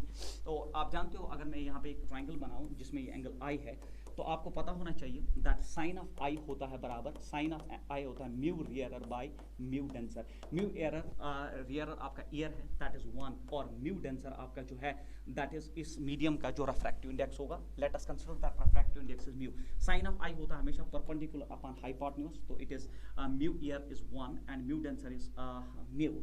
और फिर आप पाइथागोरस थ्योरम से ये निकाल सकते हो it is mu square minus 1, क्योंकि hypotenuse square is equal B square plus perpendicular square. तो ये हो गया mu into tan square I के बदले tan हो गया परपेंडिकुलर बाय बेस, तो परपेंडिकुलर हो गया 1 डिवाइडेड बाय बेस हो गया root of mu square minus 1 का होल स्क्वायर 3 के बराबर होना चाहिए। अब आप इसको सॉल्व करिए, ये हुआ म्यू डिवाइडेड बाय ये हुआ बराबर mu square minus 1 is equal 3। तो अब यहाँ पे मल्टीप्लीकेशन करते हैं, तो pi is equal 3 mu square minus 3, हमें म्यू ही निकालना है, तो ये हुआ पाई माइनस ये हो गया plus 3 divided by 3 is equal to mu square, तो ये हुआ पाई बाई 3, ये हुआ pi by 3 plus 1 is equal to mu, mu का रूट इधर लाएंगे, so this should be the right answer. तो root of pi by 3 plus 1 जो है, root of pi by 3 plus 1 is the right answer of this question. ये भी बहुत अच्छा क्वेश्चन है जो पहले IIT में पूछा गया और ये इसके डिफरेंट वर्जन्स में पूछा जाता है। उसके बाद ये एक नॉलेज बेस्ड क्वेश्चन है जिसका आपको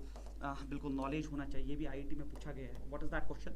अ diverging beam of light from a point source, तो you are having a diverging beam of light from a point source as having divergence angle alpha, ये एंगल अल्फा है, fall symmetrically on a glass slab as shown, तो ये glass slab पे fall करके the angles of incidence of the two extreme rays are equal, तो angles of incidence यहाँ पे दोनों के बराबर है। If the thickness of the glass slab is t, अगर इसकी थिकनेस t है, and the refractive index is n, इसका रिफ्रैक्टिव इंडेक्स n है, then the divergence angle of the emergent beam is, तो पहले यहाँ डेंसर मीडियम में यहाँ की तरफ जाएगा, और फिर चूंकि ऊपर भी मीडियम वही नीचे भी वही मीडियम, तो फिर से ये डाइवर्ज होना यहाँ स्टार्ट होगा। इन द सेम फैशन पहले ये थोड़ा यहाँ की तरफ आएगा, और फिर से चूंकि मीडियम सेम है, तो ये इमर्जेंट जो है, इमर्जेंट इंस्टेंट मीडियम, और जो फिर बाहर डाइवर्ज होकर लाइट जो है रिफ्रैक्ट होकर बाहर गई, चूँकि मीडियम ऊपर और नीचे सेम है, तो अगर इन इमर्जेंट रेज को आप एक्स्ट्रापोलेट करके यहाँ खींचोगे, तो आप याद रखिए हमें ये एंगल बोला गया है, क्योंकि इन दोनों का मीडियम जो इंस्टेंट साइड है और जो रिफ्रैक्टेड साइड का मीडियम सेम है, तो उस केस में जो एंगल होता है वो हमेशा बराबर होता है। सो आंसर इज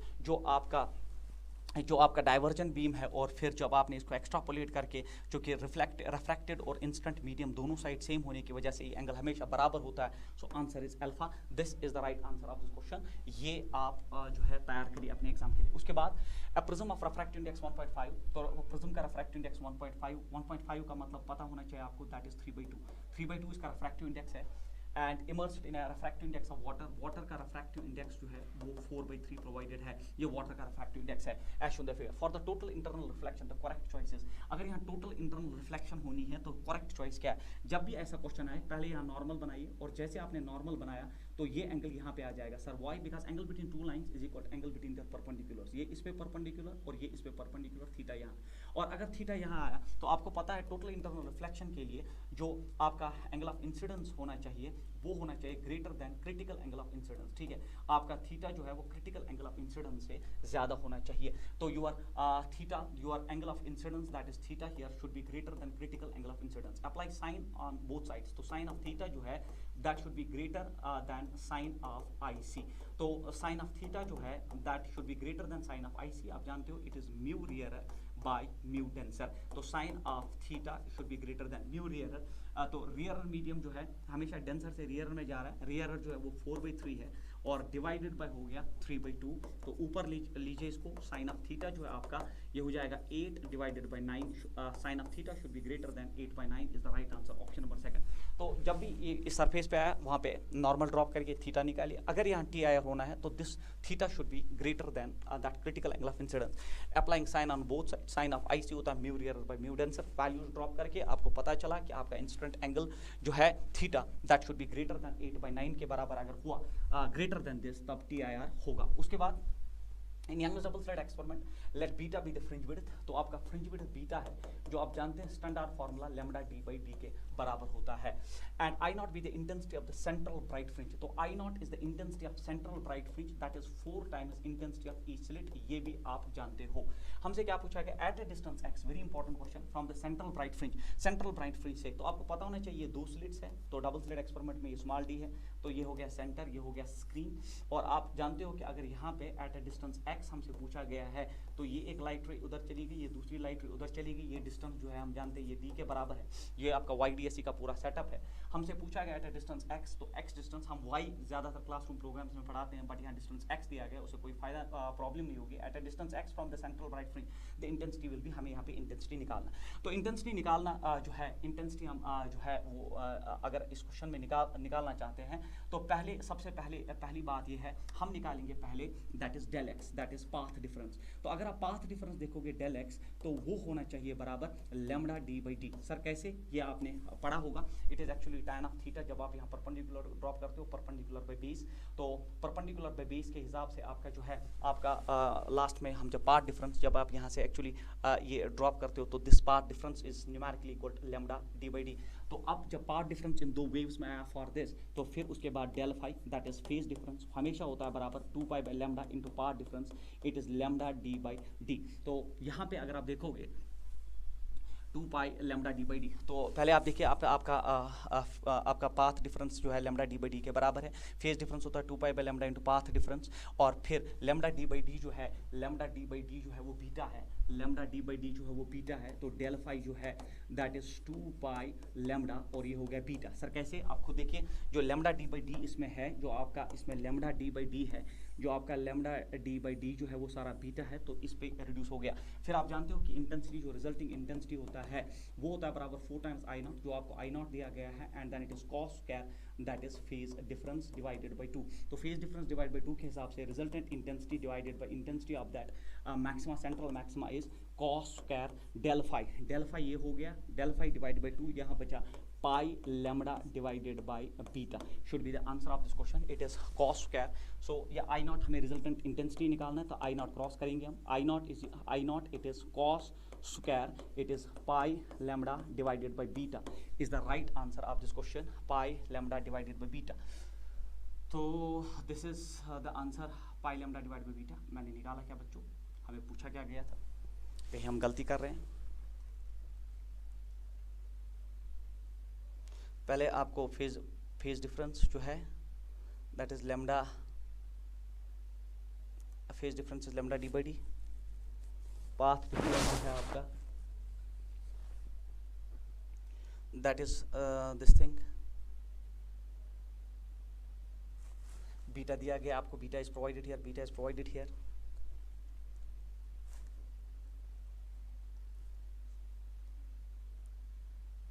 तो डेल एक्स में लिखा था मैं phase difference, path difference is del x, path difference तो देखते ही था। I will solve it here. Phase difference, path difference is given equal to x.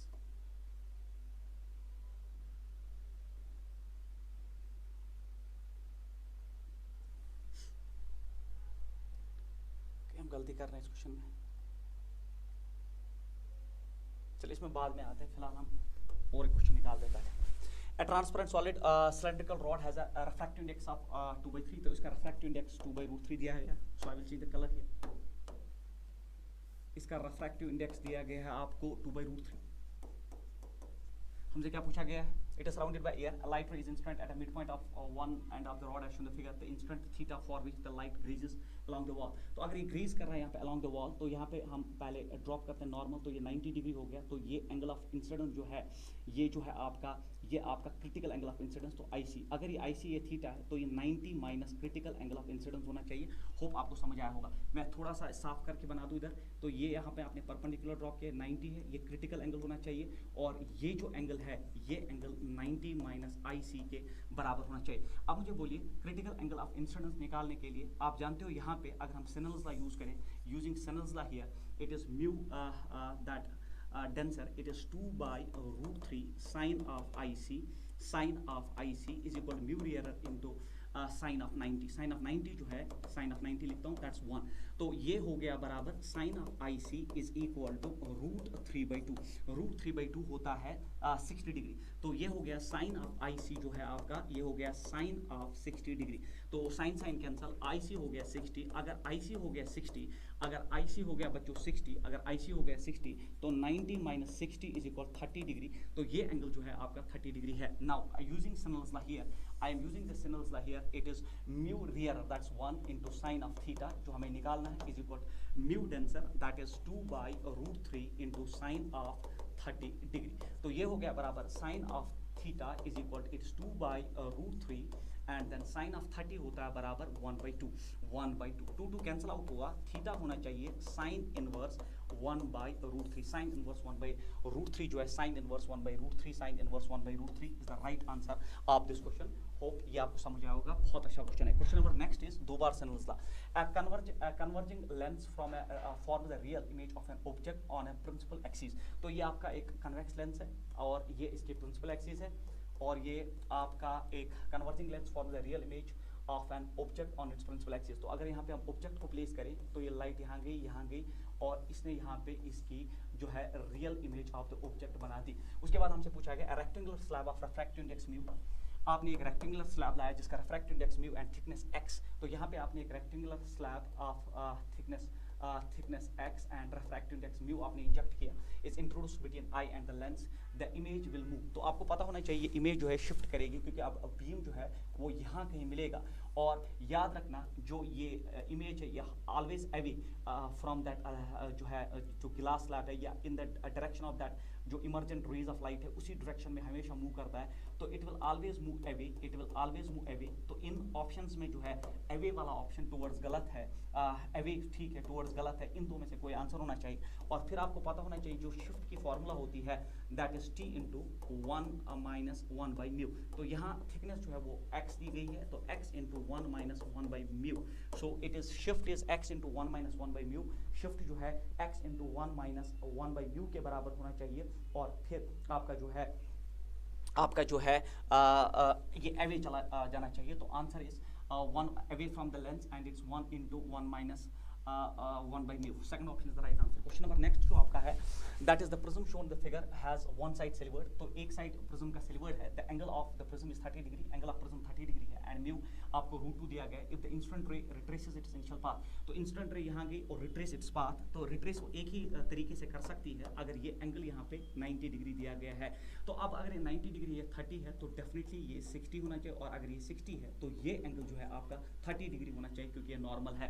हमसे क्या पूछा गया है, इफ द इंसिडेंट रे retraces its path the angle of incidence is, तो हमें एंगल ऑफ इंसिडेंस निकालना है, तो एंगल ऑफ इंसिडेंस निकालने के लिए तो हम यूज कर सकते हैं mu rear, that's 1 into sine of angle of incidence is equal to mu denser, that is √2 into sine of that angle जो यहाँ पे बना रिफ्रैक्शन वाला एंगल जो है आपका 30 डिग्री वाला sine of 30, so it is √2, it is √2 value दिया गया है, एंड साइन ऑफ 30 होता है 1/2, तो अगर रैशनलाइजेशन करें √2 और √2 से, तो √2 के साथ कैंसल आउट हुआ, ये बना 1/2, ये बना sine of 45 degree, sine cancel out हो जाएगा, तो आई जो है वो 45 डिग्री जो है इसका राइट आंसर होना चाहिए, सो this should be the right answer of this question.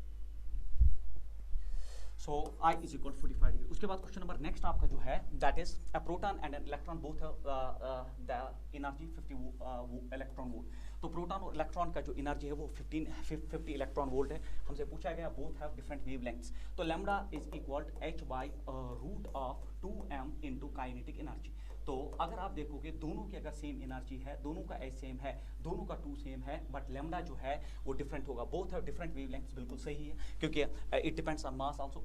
Wavelength depends on energy not on मास, तो बिल्कुल गलत है। वेवलेंथ तो मास पे भी डिपेंड करता है और काइनेटिक एनर्जी पे भी डिपेंड करता है, तो this statement makes it wrong, it is totally wrong. So statement 1 is correct and statement 2 is incorrect. Option number second जो है इसका बिल्कुल सही आंसर है। उसके बाद match the following ratio of de Broglie wavelengths of a proton and alpha particle when both have same speed. तो हमें सेम स्पीड के लिए तो आपको पता होना चाहिए डी ब्रॉगली वेवलेंथ होता है बराबर h/mv। अब अगर सेम स्पीड है तो ये भी सेम, तो lambda is inversely proportional to mass. अब आपका किसका बोलना है, प्रोटॉन और अल्फा पार्टिकल, तो lambda proton divide by lambda alpha is equal, तो ये होना चाहिए m alpha divided by m proton. m alpha हो गया 4 यूनिट्स, m प्रोटॉन हो गया 1 unit, so 4:1 should be the right answer. तो a का जो है r होना चाहिए, a का जो है वो r होना चाहिए। आप खुद देखिए a में जो है वो r होना चाहिए, a should be equal r, a should be equal r, a should be equal r, a should be equal r। तो दो ऑप्शंस कैंसिल आउट होंगे क्योंकि इसमें भी a इज इक्वल इसमें भी a इक्वल r, इसमें भी a equal r, having the same potential difference. तो आपको पता होना चाहिए कि lambda is equal h by root of 2m kinetic energy QB। अब अगर सेम पोटेंशियल डिफरेंस है, h भी सेम है, 2 भी सेम है, तो inversely proportional m and q, inversely proportional to m and q के हिसाब से आप इसको डेवलप कर सकते हो। अगर inversely proportional m and q है तो मैं यहाँ लिख सकता हूँ lambda proton divide by lambda alpha is equal root of, तो यहाँ पे आपका अल्फा आएगा और यहाँ पे अल्फा का डाटा आएगा और यहाँ पे प्रोटॉन का डाटा आएगा। तो यहाँ पे अगर अल्फा का डाटा आएगा तो अल्फा का m जो है दैट इज 4 और चार्ज इज 1, प्रोटॉन का यहाँ चार्ज भी मास भी 1, तो it is √2:1 should be answer, √2:1।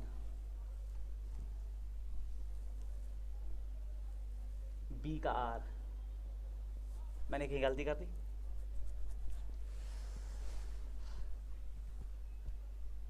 क्या कर रहा हूं मैं, have same potential difference, potential difference same है।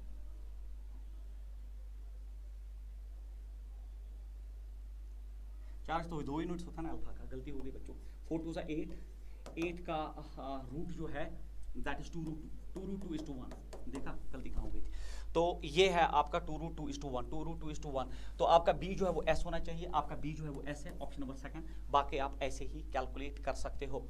तो उसके बाद जो है आपका नेक्स्ट क्वेश्चन जो है match the following columns that is ratio of for 2 nuclear having mass numbers. तो एक का मास नंबर जो है A1 जो है 2 है, दूसरे का मास नंबर जो है वो 16। Ratio of nuclear red and radii, तो आपको पता होना चाहिए रेड आई जो होता है R is equal R0 A⁻1/3 के हिसाब से। तो अगर आप रेडियस रेशो निकालना चाहते हो R1:R2, ये कैंसिल आउट होके ये बनेगा A1/A2⁻1/3। तो A1/A2 हो गया 2/16⁻1/3, तो ये हो गया 2×8=16, ये हो गया 2×8=16, ये हो गया 1/2⁻³ का (1/3). तो 1/2 should be the radius ratio, तो रेडियस रेशो शुड बी 1/2, तो 1 का होना चाहिए क्यू, 1 का होना चाहिए क्यू, तो पहले ऑप्शन में 1 क्यू और किसी भी ऑप्शन में 1 क्यू नहीं है। इसी तरह रेशो ऑफ डेंसिटीज, तो आपको पता होना चाहिए कि डेंसिटीज का रेशो जो है, density is independent of mass number, तो डेंसिटीज का रेशो जो है एक स्टैंडर्ड वैल्यू है, ये स्टैंडर्ड वैल्यू है, तो डेंसिटीज का रेशो जो है वो 1:1 होना चाहिए। तो रेशो ऑफ डेंसिटी जो है दैट इज 1:1। तो सेकंड का जो है वो R होना चाहिए, तो आप देखिए सेकंड का R होना चाहिए। रेशो ऑफ वॉल्यूम्स, तो आप लिख सकते हो वॉल्यूम होता है डेंसिटी इनटू मास, तो फिर अकॉर्डिंगली आप मास नंबर के हिसाब से इसको ड्रॉप कर सकते हो। क्वेश्चन नंबर नेक्स्ट आपका जो है that is binding energy per nucleon is more important than binding energy, बिल्कुल सही। It is not binding energy which tells us stability, it is binding energy per nucleon of a nucleus which tells us about stability. Binding energy per nucleon is measurement of nuclear stability, binding energy per nucleon बिल्कुल हमें stability of nucleus बोलता है। तो both statement 1 and statement 2 is correct, ये हमें stability के बारे में आइडिया देते हैं। उसके बाद the or gate function corresponds to switches in parallel, बिल्कुल अगर आप ऑर गेट को पढ़ना चाहते हो तो इसमें स्विचेस पैरेलल में होते हैं, जबकि एंड गेट में स्विचेस सीरीज में होते हैं। तो ऑर गेट का रिप्रेजेंटेशन है कि अगर ये बल्ब है तो इसमें जो 2 स्विचेस होते हैं, एक स्विच यहाँ होता है और दूसरा यहाँ पे, तो अगर एक स्विच ऑन हो जाए और दूसरा ऑफ हो जाए तो तब भी आपका आउटपुट प्रेजेंट होता है। तो ऑर गेट का रिप्रेजेंटेशन है, जबकि एंड गेट का अगर आप रिप्रेजेंटेशन देखोगे तो अगर ये बल्ब है आपका, दिस इज योर बल्ब, तो एंड गेट में दोनों सीरीज में होते हैं, सो दैट अगर एक भी इनपुट एब्सेंट है तो आउटपुट डेफिनेटली एब्सेंट ही होता है। तो both assertion and reason are correct and reason is not, क्योंकि ये ऑर गेट की स्टोरी है, ये एंड गेट की स्टोरी है, तो both and are correct and it is not the correct explanation. तो वो बिल्कुल जाहिर सी बात है, ऐसा ही होना चाहिए, ये इसका करेक्ट एक्सप्लेनेशन नहीं हो सकता। उसके बाद आपका नेक्स्ट जो है that is match the column of special diodes with their utilization. तो जेनर डायोड वोल्टेज रेगुलेशन में आता है काम, बिल्कुल ए का 2 आएगा। लेड हम यूज करते हैं एज अ बल्ब, तो as a bulb of light, और photodiode is used as a light sensor. Photodiode हम लाइट सेंसर की तरह यूज करते हैं। तो आप देख लीजिए ए का जो है वो 2 होना चाहिए, ए का जो है वो 2 होना चाहिए बिल्कुल। उसके बाद बी का जो है वो 3 होना चाहिए, बी का 3 होना चाहिए, सी का जो है वो 1 होना चाहिए। Option number 4 is the right answer of this question. Question number next जो आपका, that's in Young's double slit experiment the 10th maxima of wavelength λ1 is at a distance y1। तो आपको पता होना चाहिए द मैक्सिमा का फॉर्मूला n लैम्डा d/d के बराबर होना चाहिए। और फिर आपको जो है वेवलेंथ λ1 है in Young's double slit experiment the 10th maxima of wavelength 10th maxima of wavelength λ1 is at a distance y1. So distance y1, 10th maxima n is 10, wavelength is λ1 d/d of equation number first. When the light of source is changed to λ2, fifth maxima and wavelength is λ2 d/d ये same है, is at a position that is y2, is at a position y2. हमें निकालना है the ratio y1 by y2, तो divide करिए, dd cancel out होगा, dd 4 cancel out होगा, और 10/5 हो गया 1/2, सो y1 by y2 हो गया बराबर twice of λ1 divided by λ2. So this should be the answer, option number first. Question number last जो है that is in an unbiased p-n junction holes diffuse from the p side to the n side. तो अगर आपका unbiased p-n junction diode है तो holes diffuse from p region to the n, क्योंकि p side में holes ज़्यादा होते हैं और n side में electrons, तो holes ही diffuse करेंगे because of concentration gradient, बिल्कुल सही है। hole concentration in p region is more than in region n, सीधी सी बात है, region n में इलेक्ट्रॉन ज़्यादा होते हैं, होल्स उसमें ज़्यादा होते हैं, तो both a and b are true and reason is the correct explanation. तो यही रीज़न है, कंसंट्रेशन ग्रेडियंट, p साइड से होल्स ज़्यादा वो n की तरफ भागते हैं और n साइड से इलेक्ट्रॉन ज़्यादा है वो p की तरफ भागते हैं। अब हम उस क्वेश्चन पे वापस आते हैं जो हमने वहाँ पे कुछ गलती हमने कर दी। I want to check that what is that. तो यहाँ पे आप देखिए, थोड़ा यहाँ पे हम इसको अच्छे से लिखते हैं और देखते हैं गलती कहाँ होगी।